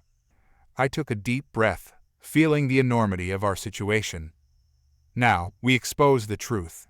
We fight back against both the Kavor and the Alliance. We'll show them that betrayal comes at a price." As the stars blurred past us, I steeled myself for the battles ahead.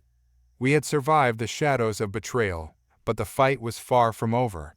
Together, we would reclaim our future, no matter the cost. Sometimes, to fight a monster, you must become one yourself.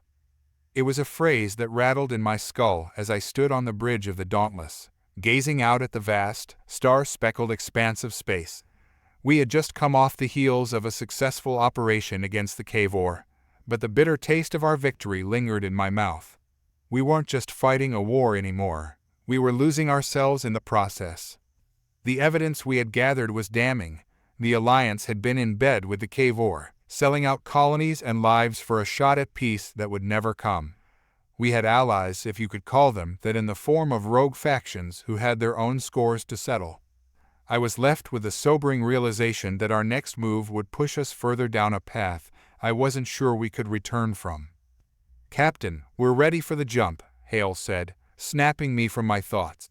His tone was clipped, as it always was. I admired his precision, but sometimes I wished he would loosen up. "All systems go." "Understood.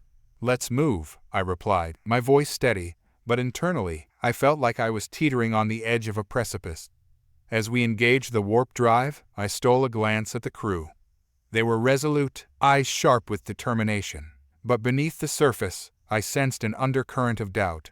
I shared it with them. When we exited warp, the silence was palpable. The Dauntless drifted in the dark, uncharted system, the remnants of our destination barely visible on the scanners. We were close to a Kavor supply line, a network of vessels moving critical resources that fueled their war machine.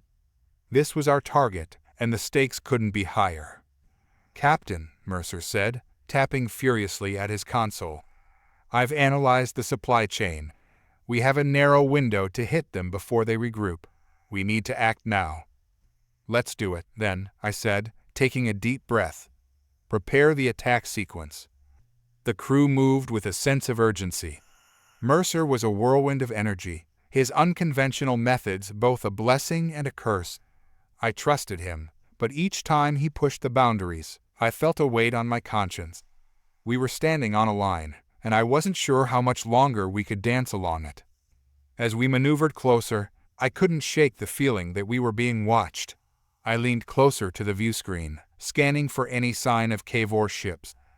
"Hale, status." "Scanners are clear, but I'm not buying it. They're crafty." "This could be a trap," Hale said, his voice low but resolute. "Then let's be ready for anything," I replied. "Prepare for an evasive maneuver if they show up." "Mercer, are you ready to fire?" "Always," Mercer grinned, a gleam in his eyes that both excited and terrified me. We locked onto the first Kavor ship, an unsuspecting freighter. I gave the order, and Mercer unleashed a barrage of torpedoes. The Dauntless shuddered from the recoil, and I felt the thrill of combat surge through me. The freighter erupted into flames, a brilliant orange flash that momentarily lit up the void. It was beautiful and horrifying all at once. "Captain, we've got incoming!" Hale shouted, his voice a mix of urgency and calm. I turned to see a formation of Kavor ships emerging from behind asteroids, their sleek designs glistening in the starlight. They were faster and more maneuverable than our ship, and the odds suddenly felt stacked against us. "Battle stations," I barked, adrenaline flooding my system. "Mercer, can you disable their shields?" "On it," he replied, fingers flying over the controls. "I'm trying to find a weak point." Every moment counts. Mercer, I said, my heart racing. The first cave warship unleashed its firepower, a cascade of energy blasts that rocked the Dauntless. I braced myself against the console, fighting to maintain control as alarms blared around me. Hale, return fire, I commanded. With calculated precision, Hale retaliated, and the Dauntless unleashed a counterattack. We took down the first cave warship, but it was quickly followed by another wave. The bridge was a cacophony of sounds, metal groaning, systems failing, and the relentless thrum of battle. The crew was pushed to their limits, and I could see fear creeping into their eyes, a stark contrast to the bravado they had moments ago. I felt it too. The line we were crossing was becoming a chasm. Mercer, any luck? I shouted over the chaos. Working on it. They're using an energy frequency to shield their ships from our weapons, he yelled back. If I can just get into their systems. Before he could finish, the Dauntless shook violently. I fell to my knees, my vision swimming for a moment. Report, I demanded, struggling to my feet. Minor hull breach in the aft section, Hale said, his voice steady despite the chaos. We need to pull back. No, I replied, a surge of defiance washing over me. We've come too far. We can't turn back now. But the crew, Hale began. The crew is capable, I interrupted, my tone firm. We fight until we can't fight anymore. I could see the determination in Hale's eyes, but I also sensed his hesitation. This wasn't just about us anymore. It was about making a statement, about showing the cave war that humanity wouldn't back down. Mercer, how are we doing? I pressed. I found it. There's a breach in their energy grid. If we hit it just right, we can take out their shields, he shouted, excitement cutting through the tension. Then let's do it. Prepare to fire, I said, my pulse quickening. The Dauntless leveled its cannons, and I felt the weight of every decision resting on my shoulders. This was no longer just a battle, it was a reckoning. I felt the echoes of every sacrifice we had made leading up to this moment, and the thought of failure was a ghost haunting me. Firing now, Mercer shouted, and the ship surged forward. The beams of energy slammed into the weak point, and I watched in awe as the cave war shields flickered and finally collapsed. The relief was short-lived. We still had to follow through. Now, while they're vulnerable, all weapons, fire at will, I commanded. The Dauntless unleashed hell upon the cave war fleet. We hit ship after ship, tearing through their ranks with a ferocity that surprised even me.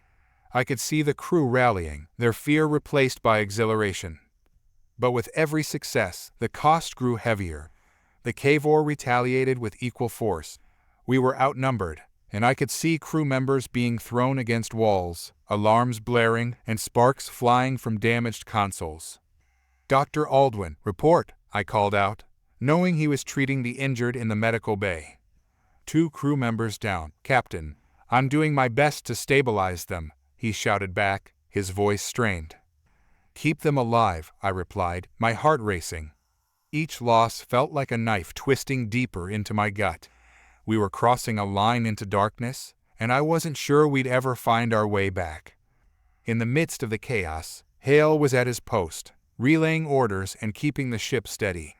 I could see the tension in his shoulders, the weight of command bearing down on him. We can't hold out much longer. Riker, he shouted, his eyes wide with fear. I know, I replied, grit and determination hardening my resolve. But we need to push through.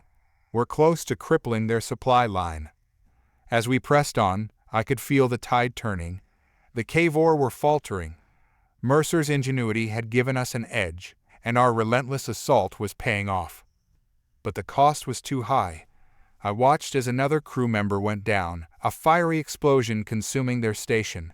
It was like watching a piece of my soul vanish into the void.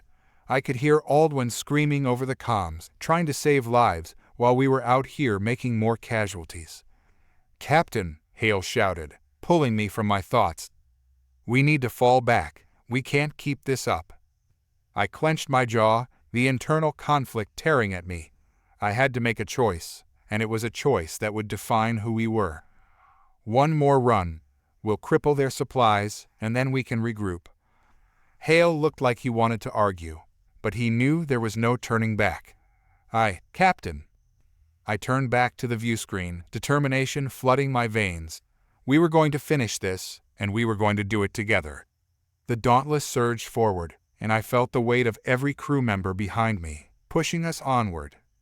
Mercer prepared another attack sequence, and the energy in the air was palpable. "We're locked on," he said, his eyes bright with adrenaline. "Ready when you are." I took a deep breath, steeling myself. Fire! The Dauntless erupted in a symphony of chaos. We targeted the Cavor supply ships with relentless precision. Explosions lit up the darkness, and I felt a surge of triumph. But with each victory came a gnawing pain in my gut. We had crossed a line, and I wasn't sure we could ever come back. In the aftermath of the battle, silence descended on the Dauntless. The Cavor fleet lay in ruins, their supplies crippled, but the cost was steep. I stood on the bridge, surveying the damage. The air was thick with tension, and the weight of what we had done settled heavily on my shoulders. "Status report," I said, my voice hollow. "We lost several crew members, Captain," Hale said, his tone somber. "We're damaged, but we're still operational." Dr. Aldwin's voice crackled over the comms, weary and strained. "I'm doing everything I can, but we have serious injuries. We need to return to a base for medical support." I nodded, feeling a heavy knot form in my stomach. We had pushed ourselves to the brink, and for what? We had struck a blow against the Cavor, but at what cost? As the crew began the process of regrouping and assessing the damage, I retreated to my quarters. The walls felt like they were closing in around me. I could still hear the screams of the injured, the faces of those we had lost flashing before my eyes. I ran a hand through my hair, feeling the weight of my choices pressing down on me. Had I made the right call? Dr. Aldwin knocked on my door, entering without waiting for a response. His eyes were filled with concern, and I could see the turmoil beneath his calm exterior. "Riker," he began, but I held up a hand, cutting him off. "Not now, Aldwin. I can't deal with this right now," I said, my voice trembling. "Then when, Riker," he pressed, stepping closer. "We need to talk about what we just did. The line we crossed." "I know," I shouted, the frustration boiling over. "You think I don't see it? I'm the one who made the call to keep going. I'm the one who has to live with that." Aldwin's gaze softened, and he took a deep breath. "I'm not blaming you. I just want us to understand what we've become. We've fought monsters, but now, I fear we're becoming something worse." His words struck a chord within me. The thought of crossing that line haunted me, and I could feel the weight of our actions threatening to crush me. "What do you want from me, Aldwin?" I said, my voice barely a whisper. "I want you to realize we have a choice," he replied. "We can fight, but we can also hold on to our humanity. We can't lose sight of who we are in this war." I looked away, the truth of his words settling heavy in my heart. "What if there's no way to win without sacrificing that humanity?" I asked, a pit of despair forming in my stomach. "Then we fight for it," he said, his tone unwavering. "We find a way to be better, even when the odds are stacked against us." Silence hung between us, and I knew he was right. We had to strive for something greater than ourselves, even in the darkest of times. But I couldn't shake the feeling that we were already too far gone. "Let's regroup," I said finally, forcing myself to meet his gaze. "We'll figure this out together." As we made our way back to the bridge, I knew that the road ahead wouldn't be easy. We had crossed a line, and the repercussions of our actions would haunt us. But we still had a choice, and I was determined to find a way to honor the sacrifices of those we had lost while fighting for the future of humanity. The Dauntless had suffered significant damage, but as we set course for our next destination, I felt a flicker of hope. We would find a way to navigate the darkness, to become the heroes we aspired to be. Together, we would confront the monsters inside and out. Every storm begins with a whisper, and ours was the sound of 1,000 voices rising against the darkness. I had heard that line once in a dusty old book about ancient Earth history, but it felt like a prophecy now. The whispers filled the corridors of the Dauntless, reverberating off the cold metal walls as we prepared for the greatest fight of our lives. The impending clash against the Cavor and the treachery within the Alliance was more than just a battle. It was the very essence of our struggle for survival. The bridge hummed with activity, a symphony of beeping consoles and murmured conversations. I stood at the helm, staring at the star-speckled void outside our viewport. Each pinprick of light represented a world, a life that had been disrupted by war, and all of it weighed heavily on my shoulders. We were running out of time. "Captain, I've just received reports from several colonies," Hale said, her voice steady, though I could see the fatigue etched on her features. "They're willing to join us, but they want proof that we're not walking into a trap." "Proof?" I scoffed, running a hand through my hair. "What more do they need? We've lost entire worlds to the Cavor, and we've been betrayed by our own." "Loyalty is hard to come by these days," Mercer interjected, leaning back in his chair, his eyes glinting with mischief. "We're not the only ones suffering from paranoia. If we can't convince them of our cause, they'll turn tail and run." "What about the intel we gathered from the last mission?" I asked, hoping to stoke the flames of their determination. "The evidence we have of the Alliance's betrayal? That should count for something." "Not enough," Hale replied. "They need a united front. They're afraid to act unless they're certain we're not the ones pulling the strings." I nodded, feeling the weight of our situation settle further on my chest. It was one thing to wage war against the Cavor, but it was another to rally our own people when fear and betrayal hung like a noose around our necks. We were an outcast ship, cast aside by the very alliance we once called our own. "Get the transmission ready," I ordered, my resolve hardening. "We'll reach out to the colonies directly. Let them hear our voices and know they're not alone in this." As the hours passed, we worked tirelessly to coordinate our efforts. The Dauntless became a makeshift headquarters for the resistance against the Cavor and their hidden allies within the Alliance. The crew members who had once been strangers began to gel, sharing stories of lost loved ones, of homes reduced to ashes, and of the dreams they once held dear. Each story was a thread woven into a tapestry of shared struggle, binding us together in a way I hadn't anticipated. "Look at us," Mercer said one evening as we gathered in the crew lounge, the atmosphere more relaxed than I had seen in weeks. "We've gone from being a ragtag crew to a full-fledged revolutionary force. Who would have thought it?" "Revolutionary force?" Hale scoffed, though a hint of a smile crept onto her lips. "Let's not get ahead of ourselves. We still have a long way to go." "True," I said, looking around at my crew, my family. "But we can't underestimate the power of what we've built. We're fighting not just for ourselves, but for those who can't fight anymore." The camaraderie bolstered our spirits, but shadows still loomed over our gathering. I couldn't shake the feeling that danger was closing in, that there were eyes watching us from the darkness, waiting for the moment to strike. As we made progress rallying support from sympathetic factions, I began to notice signs of sabotage. A few communications went missing, plans leaked to the enemy, and I found myself on edge, questioning every crew member's loyalty. Was there another traitor among us?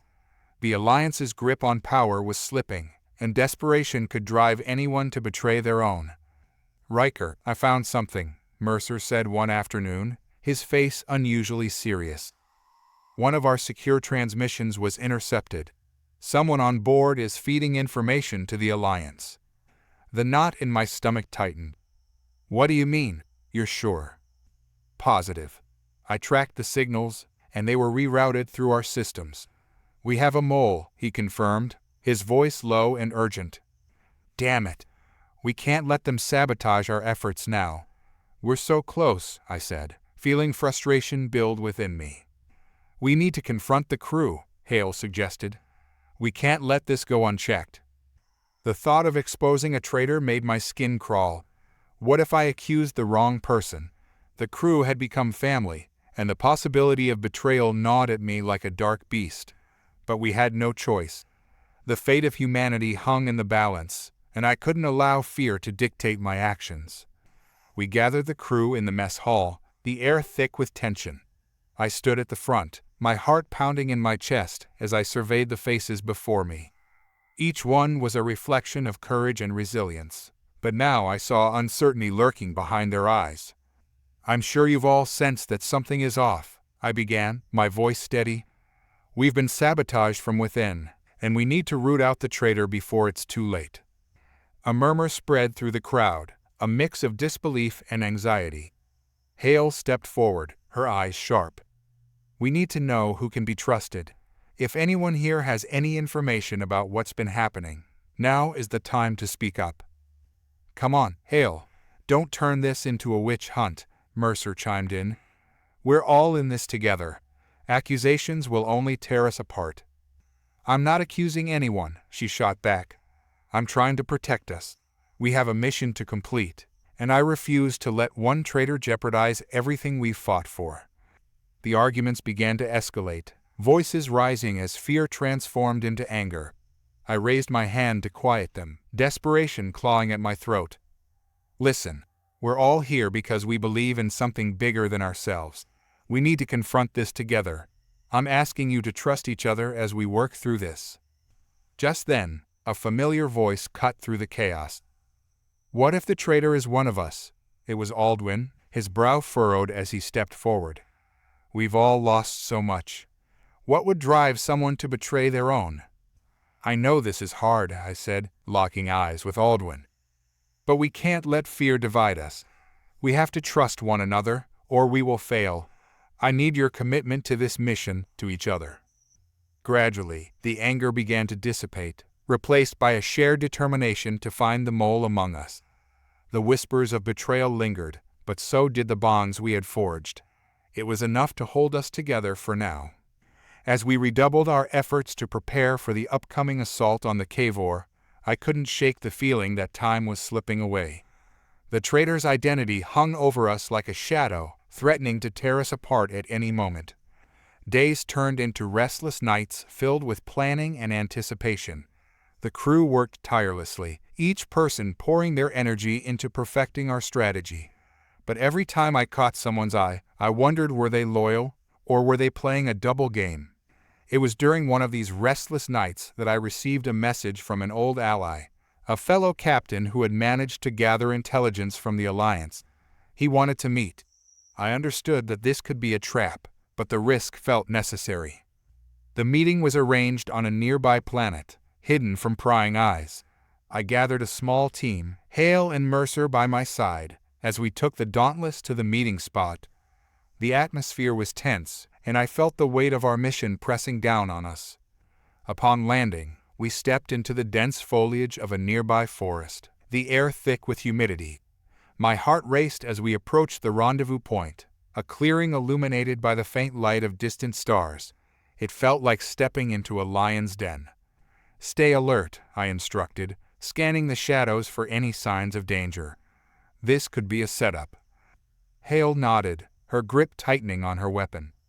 Mercer kept his eyes peeled, every instinct honed for trouble.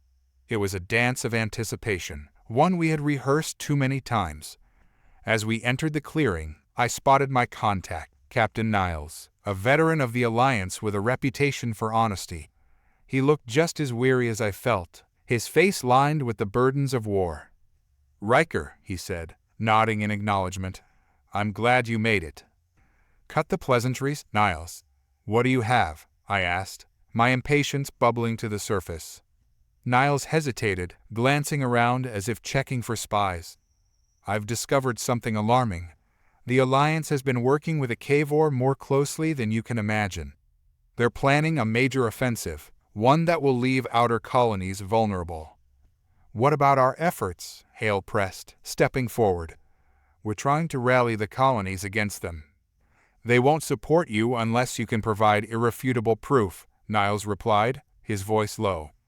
"And there's a mole in your ranks. I suspect they're involved in the Alliance's plans." The realization hit me like a punch to the gut. "Who? Do you have any leads?" Niles shifted uneasily. "I've traced communications back to someone with access to your secure systems. It's someone close to you." My heart raced as I struggled to process his words. "Close to us? Who?" He hesitated, clearly weighing his words. It's someone in your command structure. I can't say for sure without concrete evidence, but it's clear that they've been feeding information to the Alliance. A chill ran down my spine. The implications were staggering. We had been infiltrated by someone we trusted, someone I had relied on. Riker, we need to act, Hale urged, her voice urgent. If the Alliance has a plan, we can't waste any time. Agreed, I said, trying to keep my composure. We need to get back to the Dauntless and Titan security. No one is to leave the ship without my approval. Niles nodded, looking uneasy. Be careful, Riker. You're playing a dangerous game. Returning to the Dauntless, I could feel the weight of Niles' warning hanging over me. As I stepped onto the bridge, I was met with a flurry of activity. Crew members moved with purpose, their determination palpable. Hale, I need a status report, I said, forcing my mind to focus on the task at hand. We're readying for the assault, Captain, she replied, her eyes narrowing. But we need to address the mole situation first. Agreed, I said, steeling myself for what lay ahead. We'll have to conduct a thorough investigation. Everyone is to be interviewed. The murmurs of discontent rippled through the crew, but I raised my hand to silence them. Listen up. This isn't just about the Cavor anymore. There's a traitor among us, and we need to root them out before we proceed with our mission. Trust has been shattered, but we will regain it. As I spoke, I could see uncertainty creeping into their expressions. I hated to put them through this, but the truth was undeniable. We needed to confront the enemy within. As we began the interviews, tensions ran high. Every crew member's loyalty was scrutinized, and I could see the strain in their eyes as they faced the accusations. I tried to maintain a neutral demeanor, but inside, doubt gnawed at me. Each face I looked at could be hiding a secret. During one of the interviews, I sat across from Aldwin, my trusted medic. You're one of the last people I want to suspect, I admitted, my voice low. But we need to consider everyone. I understand, Captain, he replied, his gaze steady. But I swear on my life, I would never betray this crew. We've lost too much already. I could see the sincerity in his eyes, the weariness of fighting a war that felt endless. I believe you, Aldwin, but I need you to keep an eye on everyone. Trust is fragile right now. The interviews continued for hours, the atmosphere growing heavier with each passing moment. With every accusation, I felt the fabric of our unity unravel a little more. I had never wanted to be a leader, but here I was, trying to hold us together while shadows lurked just outside our reach. Finally, after days of suspicion and unease, I called an emergency meeting in the mess hall. I stood before the crew, my heart pounding as I prepared to share the news. The air was thick with apprehension, and I could sense the fear that had taken root among them. I wish I could tell you that our problems are behind us, I began, my voice steady. But we've received credible information that there's a traitor in our midst. Someone has been leaking our plans to the Alliance and the Cavor. A murmur of disbelief swept through the crowd. I held up my hand to silence them. I understand the gravity of this accusation. It's not easy to hear. But we must confront this together. We've built something strong, but we can't let it be destroyed from within. As I spoke, I caught Hale's gaze, and her expression was a mixture of determination and sadness. We're not going to let this break us, Riker, she said, her voice unwavering. We will find the traitor and stop them. I nodded, grateful for her support. We need to stay vigilant. No one is to leave the ship until we've sorted this out. We're close to the storm, and we can't let the winds scatter us. As we tightened our security, I noticed a shift in the atmosphere aboard the Dauntless. It was as if a storm was brewing, the tension palpable. Crew members glanced at one another with suspicion, and trust hung by a thread. Despite the unease, we pressed on with our plans for the assault against the Cavor. The mission was set, and I had gathered every shred of intel we could muster. Each crew member prepared in their own way, their resolve hardening as the day of reckoning approached. The night before the assault, I found myself standing alone on the observation deck, staring out into the vastness of space. My thoughts churned as I replayed every moment, every decision that had led us here. Would we succeed, or would the whispers of betrayal drown us all? "Captain," Hale said softly, stepping up beside me. "You're not alone in this. We're all in this together." "I know," I replied, feeling a swell of gratitude for her presence. "But sometimes, it feels like I'm carrying the weight of the world on my shoulders. I wish I could do more for the crew." "You're doing everything you can," she reassured me. "We've all lost so much, but we're still standing. That's what matters." As I stood there, surrounded by the cosmos, I found solace in her words. The storm was coming, but we would face it together. Whatever happened, I was determined to protect my crew and fight for our future. The next morning dawned bright and cold, a stark contrast to the darkness we were preparing to face. The crew gathered on the bridge, their expressions a mix of determination and anxiety. I felt the weight of their gazes on me, and I knew I had to be strong. "Today is the day we show the Kavor that we will not back down," I said, my voice resolute. "We fight not just for our survival, but for every colony that has suffered under their rule. We will take the fight to them, and we will expose the traitor among us." As I spoke, I saw the fire ignite in their eyes. The whispers of fear began to dissipate, replaced by a shared purpose that bound us together. We were no longer just a crew. We were a force to be reckoned with. With our plan in place, we launched the Dauntless into the cold expanse of space, setting course for the Kavor stronghold. Every inch of the ship felt charged with anticipation, each crew member locked in their assigned roles as we prepared for battle. The ship shook as we entered enemy territory, alarms blaring as Kavor ships materialized on our sensors. "All hands, brace for impact," I shouted, my heart racing. "Shields at full power," Hale called, her fingers dancing across the controls. "We're surrounded, Captain." "Prepare to engage," I commanded, adrenaline surging through me. "This is for everyone who has fallen." The Dauntless launched into the fray, weapons firing as we faced the Kavor forces. The stars exploded in a cacophony of color and destruction, our ship moving with a fierce resolve that mirrored the determination of our crew. But amidst the chaos, I felt a familiar pang of unease. The traitor was still out there, lurking in the shadows. I pushed the thought aside, focusing on the fight at hand. As we engaged the Kavor, our strategy began to unfold. Hale coordinated maneuvers with precision, while Mercer worked tirelessly to keep our systems online. I could feel the rhythm of battle coursing through the ship, a symphony of chaos that resonated with our resolve. "Captain, we're making headway," Hale shouted, her eyes gleaming with determination. "They're starting to falter." "Good, keep pushing. We can't let them regroup," I replied, my voice steady despite the tumult around us. But as we pressed forward, I could sense the traitors' influence lingering, their whispers still haunting our mission. Just then, a wave of Kavor ships surged forward, flanking us from the sides. "Captain, we're surrounded," Mercer yelled, his voice rising above the din. "They're hitting us hard." "Redirect power to forward shields," I shouted, desperation creeping into my voice. "Hold them off." The Dauntless rocked under the onslaught, the impact of enemy fire reverberating through the hull. I could feel the strain in the crew, their faces set in determination, even as the odds piled against us. Suddenly, a familiar figure stepped forward, a voice cutting through the chaos. "We can't hold them off forever," Aldwin shouted, urgency etched in his expression. "We need to regroup." "Aldwin," I called out, desperation tinging my voice. "Get the medics ready. We're not losing anyone today."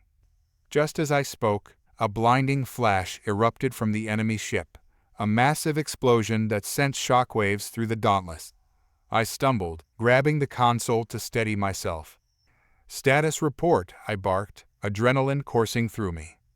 "Shields at 30%. We need to withdraw," Hale shouted, her voice filled with urgency. But before I could respond, a figure stepped forward, blocking my view of the control panel. "It's too late, Riker."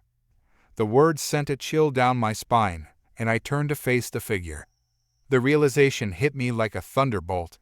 The traitor was standing right in front of me. "Mercer?" I whispered, disbelief flooding my mind. He smirked, his eyes gleaming with a cold satisfaction. "You were always too trusting, Captain. Did you really think I would stand by while the Alliance crumbled? I've been working with the Cavor from the beginning." Rage boiled inside me, but I couldn't let it consume me. "You sold us out. You put us all at risk." "I did what was necessary," he replied, his tone dismissive. "The Alliance is weak, and you were a fool to think you could change anything." "You betrayed your crew," I shot back, fists clenching at my sides. "You betrayed everyone who believed in us." "Belief is for the naive," he sneered. "I'm here for survival, and I'll do whatever it takes." In that moment, I knew what had to be done. I couldn't let his treachery endanger everything we had fought for. "You may have your plans, but I'll expose you for what you are." Mercer laughed, a dark sound that sent shivers down my spine. "Do you really think you can stop me? I have allies in high places." The words hung in the air like a storm cloud, threatening to consume us all. But I wasn't about to back down. I would fight for my crew, for the bonds we had forged amidst the chaos. "Get out of my way, Mercer," I said, voice steady despite the chaos around us. "I'm not afraid of you." With a swift motion, I drew my weapon, pointing it squarely at him. "You're not going to destroy us." The tension in the air crackled as Mercer's gaze flickered between defiance and surprise. "You wouldn't dare." But I didn't hesitate. "I will, for everyone you've betrayed." In that moment, everything came to a head. The battle raged around us, but I was focused solely on Mercer, the embodiment of the betrayal that had haunted us. The ship shuddered as we were hit again, but my grip on my weapon remained steady. "Get back," I shouted, forcing my way past him. I couldn't let him manipulate our mission any longer. I had to protect my crew, and that meant confronting the traitor head-on. As I made my way to the control panel, I activated the emergency protocols, alerting the crew to Mercer's betrayal. The alarms blared, a frantic warning echoing throughout the ship. "Riker!" Hale shouted, her eyes wide with shock. "What's happening?" "Mercer's the traitor. He's been feeding intel to the Cavor," I yelled back, my voice cutting through the chaos. "No!" Mercer screamed, fury flooding his face. "You can't do this." But I didn't waver. The crew moved into action, a united front against the traitor among us. It was a moment of reckoning, and I could see the resolve in their eyes.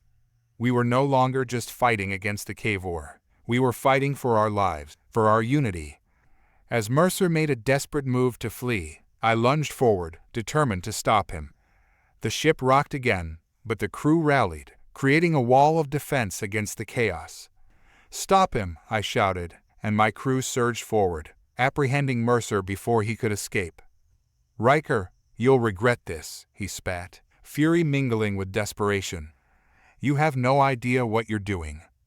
"I know exactly what I'm doing," I replied, feeling the adrenaline coursing through me.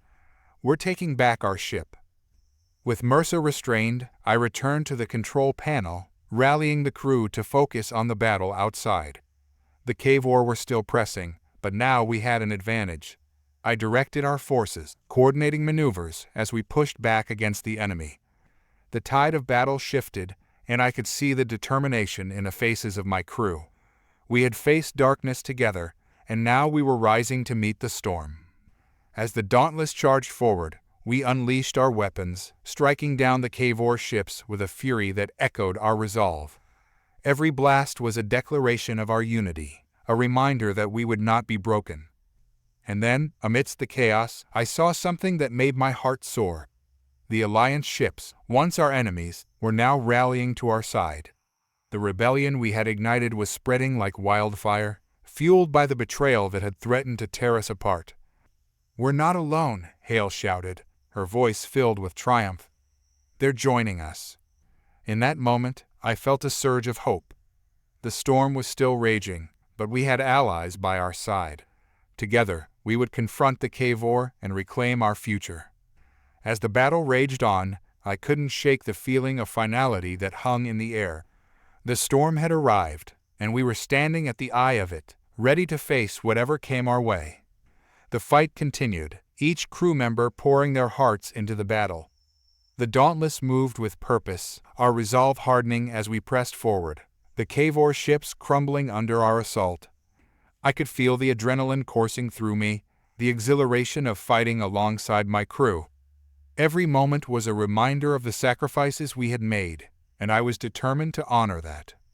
But even as we gained ground, I knew we couldn't let our guard down. The Cavor were cunning, and they wouldn't go down without a fight. We had to stay focused, stay united. As the last of the Cavor ships fell, I felt a wave of triumph wash over me. We had done it. We had pushed back against the darkness and fought for our future. But the fight wasn't over yet. "Mercer," I said, turning to the restrained traitor, "you may have thought you could destroy us, but you underestimated our strength." He sneered, but I could see the fear lurking beneath his bravado. "You'll regret this, Riker. You're not as invincible as you think." "Maybe not," I replied, feeling the weight of my responsibility. "But I won't let you or the Cavor dictate our fate." With Mercer detained, we began to secure the ship, ensuring that the traitor's influence was snuffed out. We had faced the storm together, and now we had to regroup and prepare for what lay ahead. As we stood on the bridge, the stars twinkling in the darkness outside, I felt a sense of hope wash over me. We were battered, but we were not broken. The whispers of betrayal had faded, replaced by a shared determination to forge our path forward. "Captain," Hale said, breaking the silence, "what's our next move?" I turned to face my crew, their faces filled with anticipation. "We regroup and strengthen our alliances. We'll ensure that the Cavor know they're not invincible. We will unite the colonies and expose the truth behind the Alliance's betrayal. In the end, all that stands between us and oblivion is our resolve." Those words echoed in my mind as I stood on the bridge of the Uns Dauntless, staring out into the void of space. The darkness ahead was dotted with distant stars, but all I could focus on was the Cavor flagship looming like a malevolent specter against the backdrop of the galaxy. We were outnumbered, outgunned, and the odds were stacked against us. But we had something they didn't: determination. The crew had rallied behind me, but even as we prepared for the impending battle, I could see the anxiety etched on their faces. We had fought hard to get to this point, and yet here we were, on the brink of what might very well be our last stand. I glanced at the displays flickering with tactical data. Cavor ships were swarming, a cacophony of sinister designs and colors, ready to unleash hell. "Captain," Hale's voice cut through my thoughts, steady and unyielding. "We're ready to engage. Shields at full power, weapons primed." "Hold tight," I replied, my heart pounding. "We'll make this count." As I turned to face my crew, I felt the weight of responsibility settle on my shoulders. Each of them had risked everything to stand beside me, to defy the Alliance, and to confront the Cavor head-on. Dr. Aldwin was at his station, administering last-minute checks on medical supplies, preparing for the inevitable casualties. Mercer was hunched over the engineering console, his fingers flying across the controls as he devised last-minute modifications to our weapon systems. I could see him stealing glances at the readouts, his brow furrowed in concentration. "Riker," he called out suddenly, his voice tinged with urgency. "I think I can boost the EMP output on our disruptors. It might give us a shot at temporarily disabling the Cavor flagship's defenses." "Do it," I commanded. "But be ready to engage manual overrides. We might need to switch tactics on the fly." "Understood." Mercer's focus sharpened, and I could see the glint of determination in his eyes. As we approached the Cavor flagship, the void around us shimmered with a distortion of light, a testament to the Cavor's advanced technology. They were prepared for us, fortified by the Alliance's betrayal, their ships bristling with weapons that could reduce our beloved Dauntless to scrap in seconds. "Captain, incoming transmission from the Cavor flagship," the communications officer reported, his face pale. "They're demanding our surrender." I couldn't help but chuckle, though it was devoid of any real mirth. "Tell them to take a long walk through a vacuum." The crew shared a tense laugh. A fleeting moment of camaraderie before the gravity of our situation pulled us back. I met Hale's gaze, and we exchanged an unspoken agreement we would fight, and we would not yield. On my mark, deploy the flanking maneuvers, I instructed. We'll use their formation against them. Understood, Hale replied, gripping the edge of his console with fierce resolve. The Dauntless surged forward, engines roaring to life. I felt the ship shudder beneath us as we broke through the chaos of nearby skirmishes. K-4 fighters screamed past us, their sleek bodies darting in and out like vicious predators. Deploying interceptors, Hale shouted, and I felt a surge of pride as our smaller ships peeled away, racing toward the enemy. Let's give them hell, I said, my voice a low growl. As we engaged the K-4 forces, I could see our fighters weaving through the enemy ranks, firing laser bursts that lit up the void like fireworks. But the K-4 weren't easily intimidated. They retaliated with a ferocity that sent shivers down my spine. Brace for impact, Hale shouted as a K-4 cruiser opened fire, a barrage of energy blasts heading straight for us. We rocked violently as the shields absorbed the brunt of the assault. I gripped the armrests of my command chair, feeling the vibrations ripple through the ship. Status report, I barked. Shields holding at 70%, the tactical officer replied, voice strained. But they're recharging their weapons for another volley. Get us out of here, Riker, Mercer yelled, sweat beading on his forehead as he adjusted the power levels. I need a moment to recalibrate the systems. Divert all power to forward shields, I ordered, locking my gaze on the K-4 flagship, a grotesque behemoth that now loomed larger in our view. Prepare to fire EMP disruptors on my mark. We charged forward, weaving through the chaos as K-4 ships closed in around us. I felt the weight of every decision pressing down on me. I couldn't afford to falter now. Fighters on our tail, Hale shouted. They're trying to flank us. Mercer, we need those disruptors online now, I snapped, feeling my pulse quicken. Just a few more seconds, he grunted, fingers flying over the console.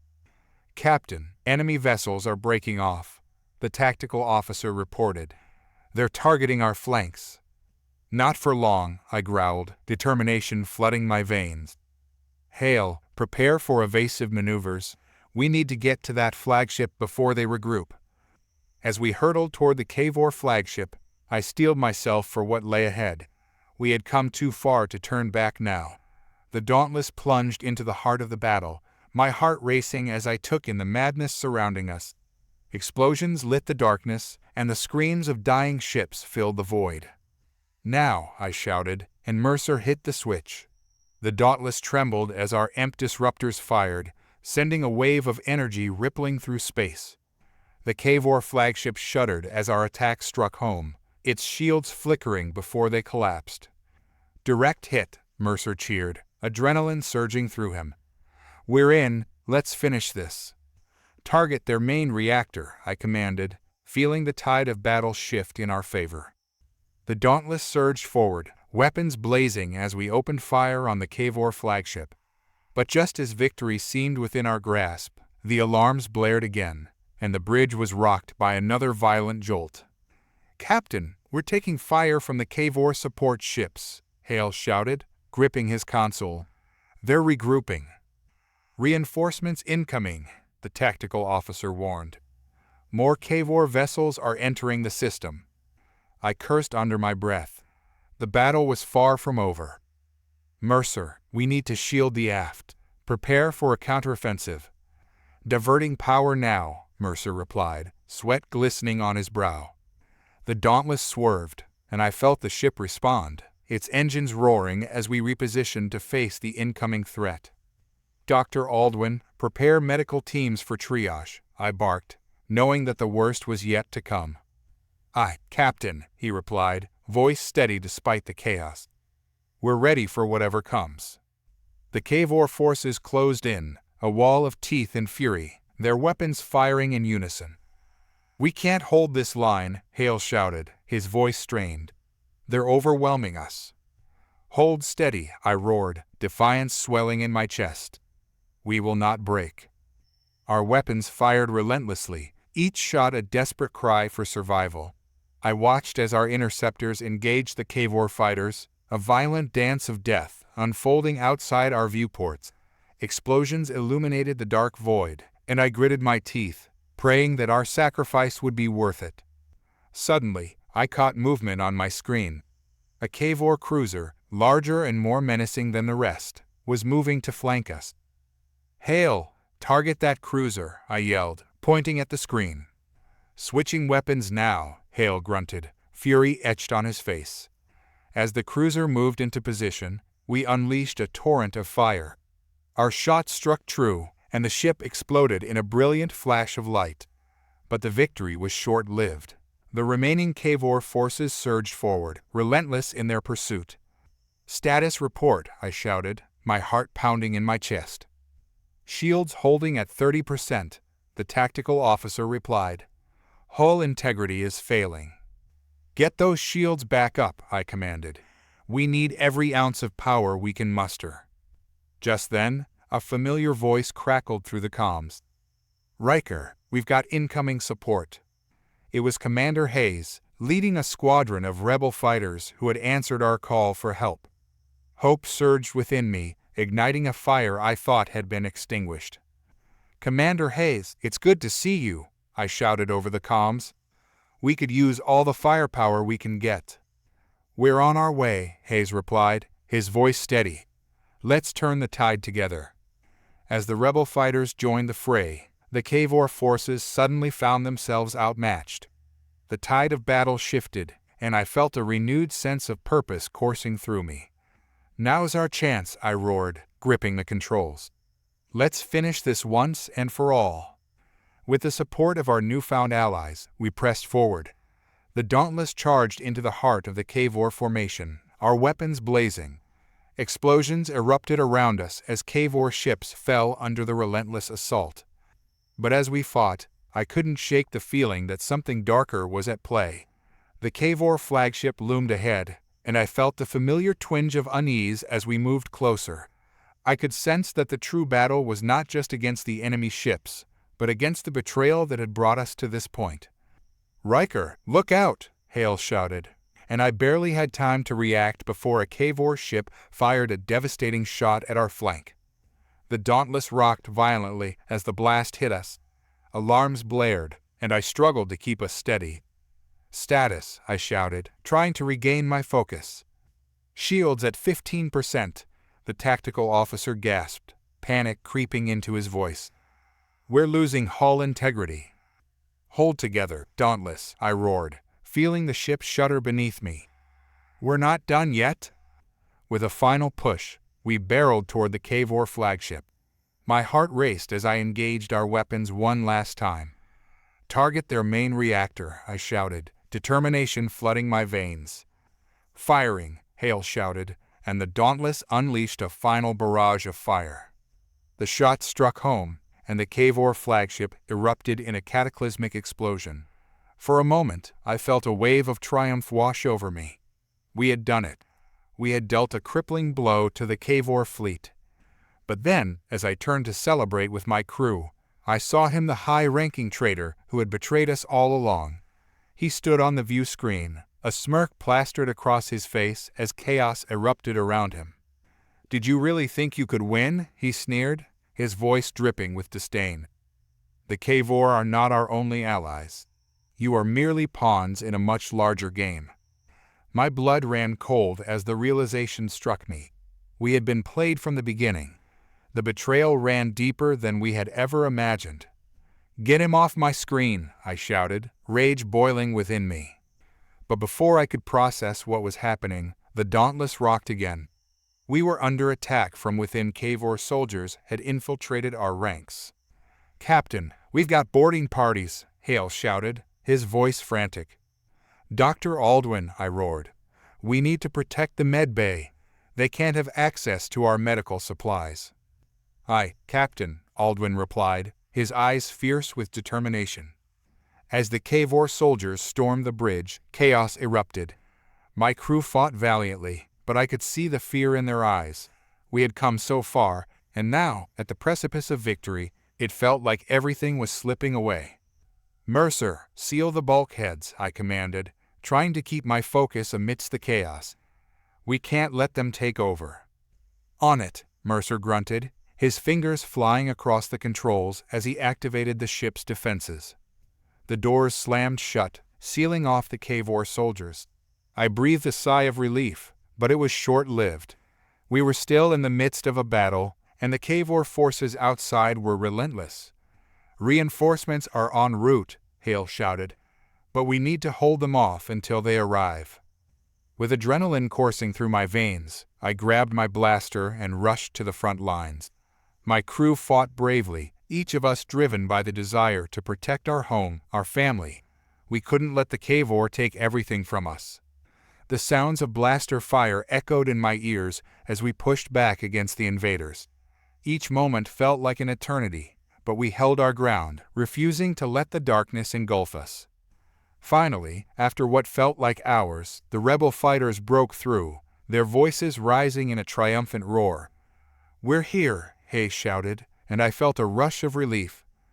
With their reinforcements, we surged forward, pushing the Cavor soldiers back. I could see the determination in my crew's eyes, the fire igniting in their hearts as we fought for our future. But just as we thought we had turned the tide, the traitor appeared again on the view screen, his expression twisted in malevolence. "You think you can win this war?" he sneered. "You have no idea what's coming." With that, he vanished from view, leaving us in a haze of uncertainty. I could feel the weight of his words pressing down on me, a foreboding shadow looming over our victory. "Captain, we need to focus," Hale shouted, snapping me back to reality. "The Cavor are regrouping." "Right," I said, shaking off the unease. "Let's finish what we started." With renewed resolve, we pushed forward, engaging the remaining Cavor ships with everything we had. The battle raged on, explosions illuminating the dark void as we fought tooth and nail for our survival. As we pressed forward, I could see the tide of battle shifting once more.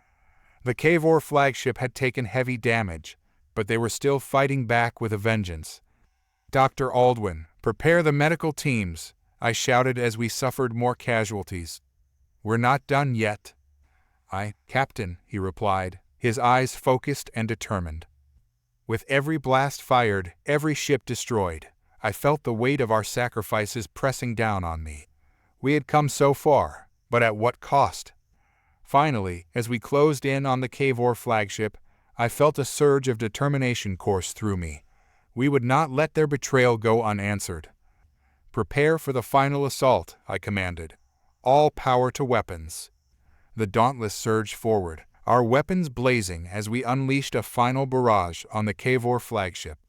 The ship erupted in a brilliant explosion, and for a moment I felt a sense of triumph wash over me. But the battle was not over yet. As we surveyed the wreckage, I couldn't shake the feeling that the true fight lay ahead. "Captain, we're detecting life signs on the flagship," Hale reported, his voice grim. "We need to send in a team to investigate."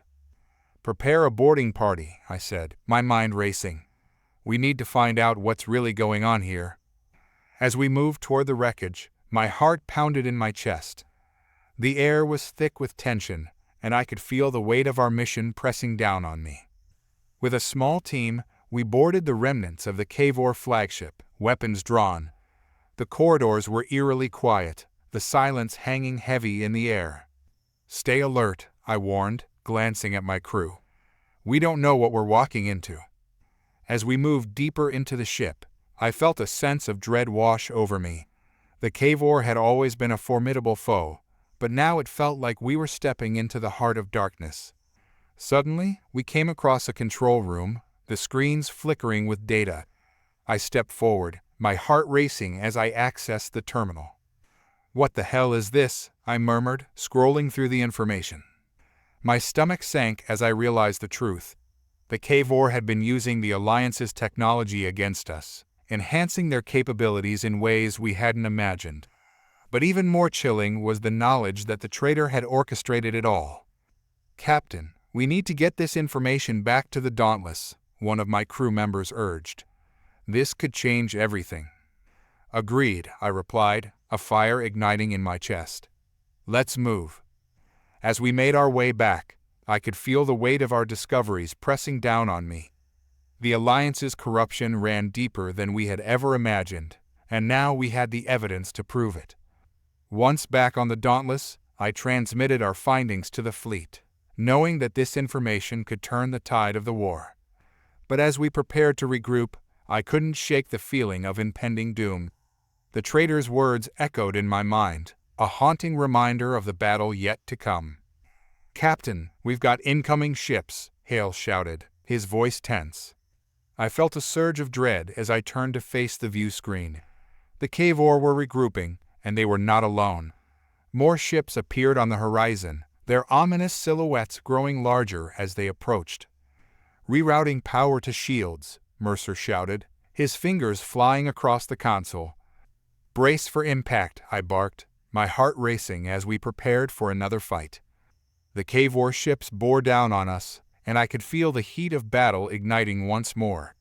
As the first shots fired, I steeled myself for the fight ahead.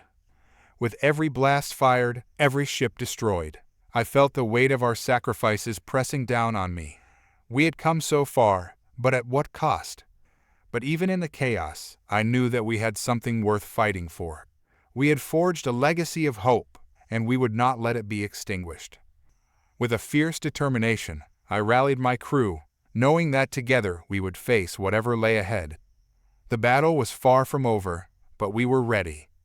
As the Cavor forces surged forward, we met them head-on, determined to fight for our future. The darkness would not prevail. And with that resolve, we charged into the fray, ready to fight for a future worth saving.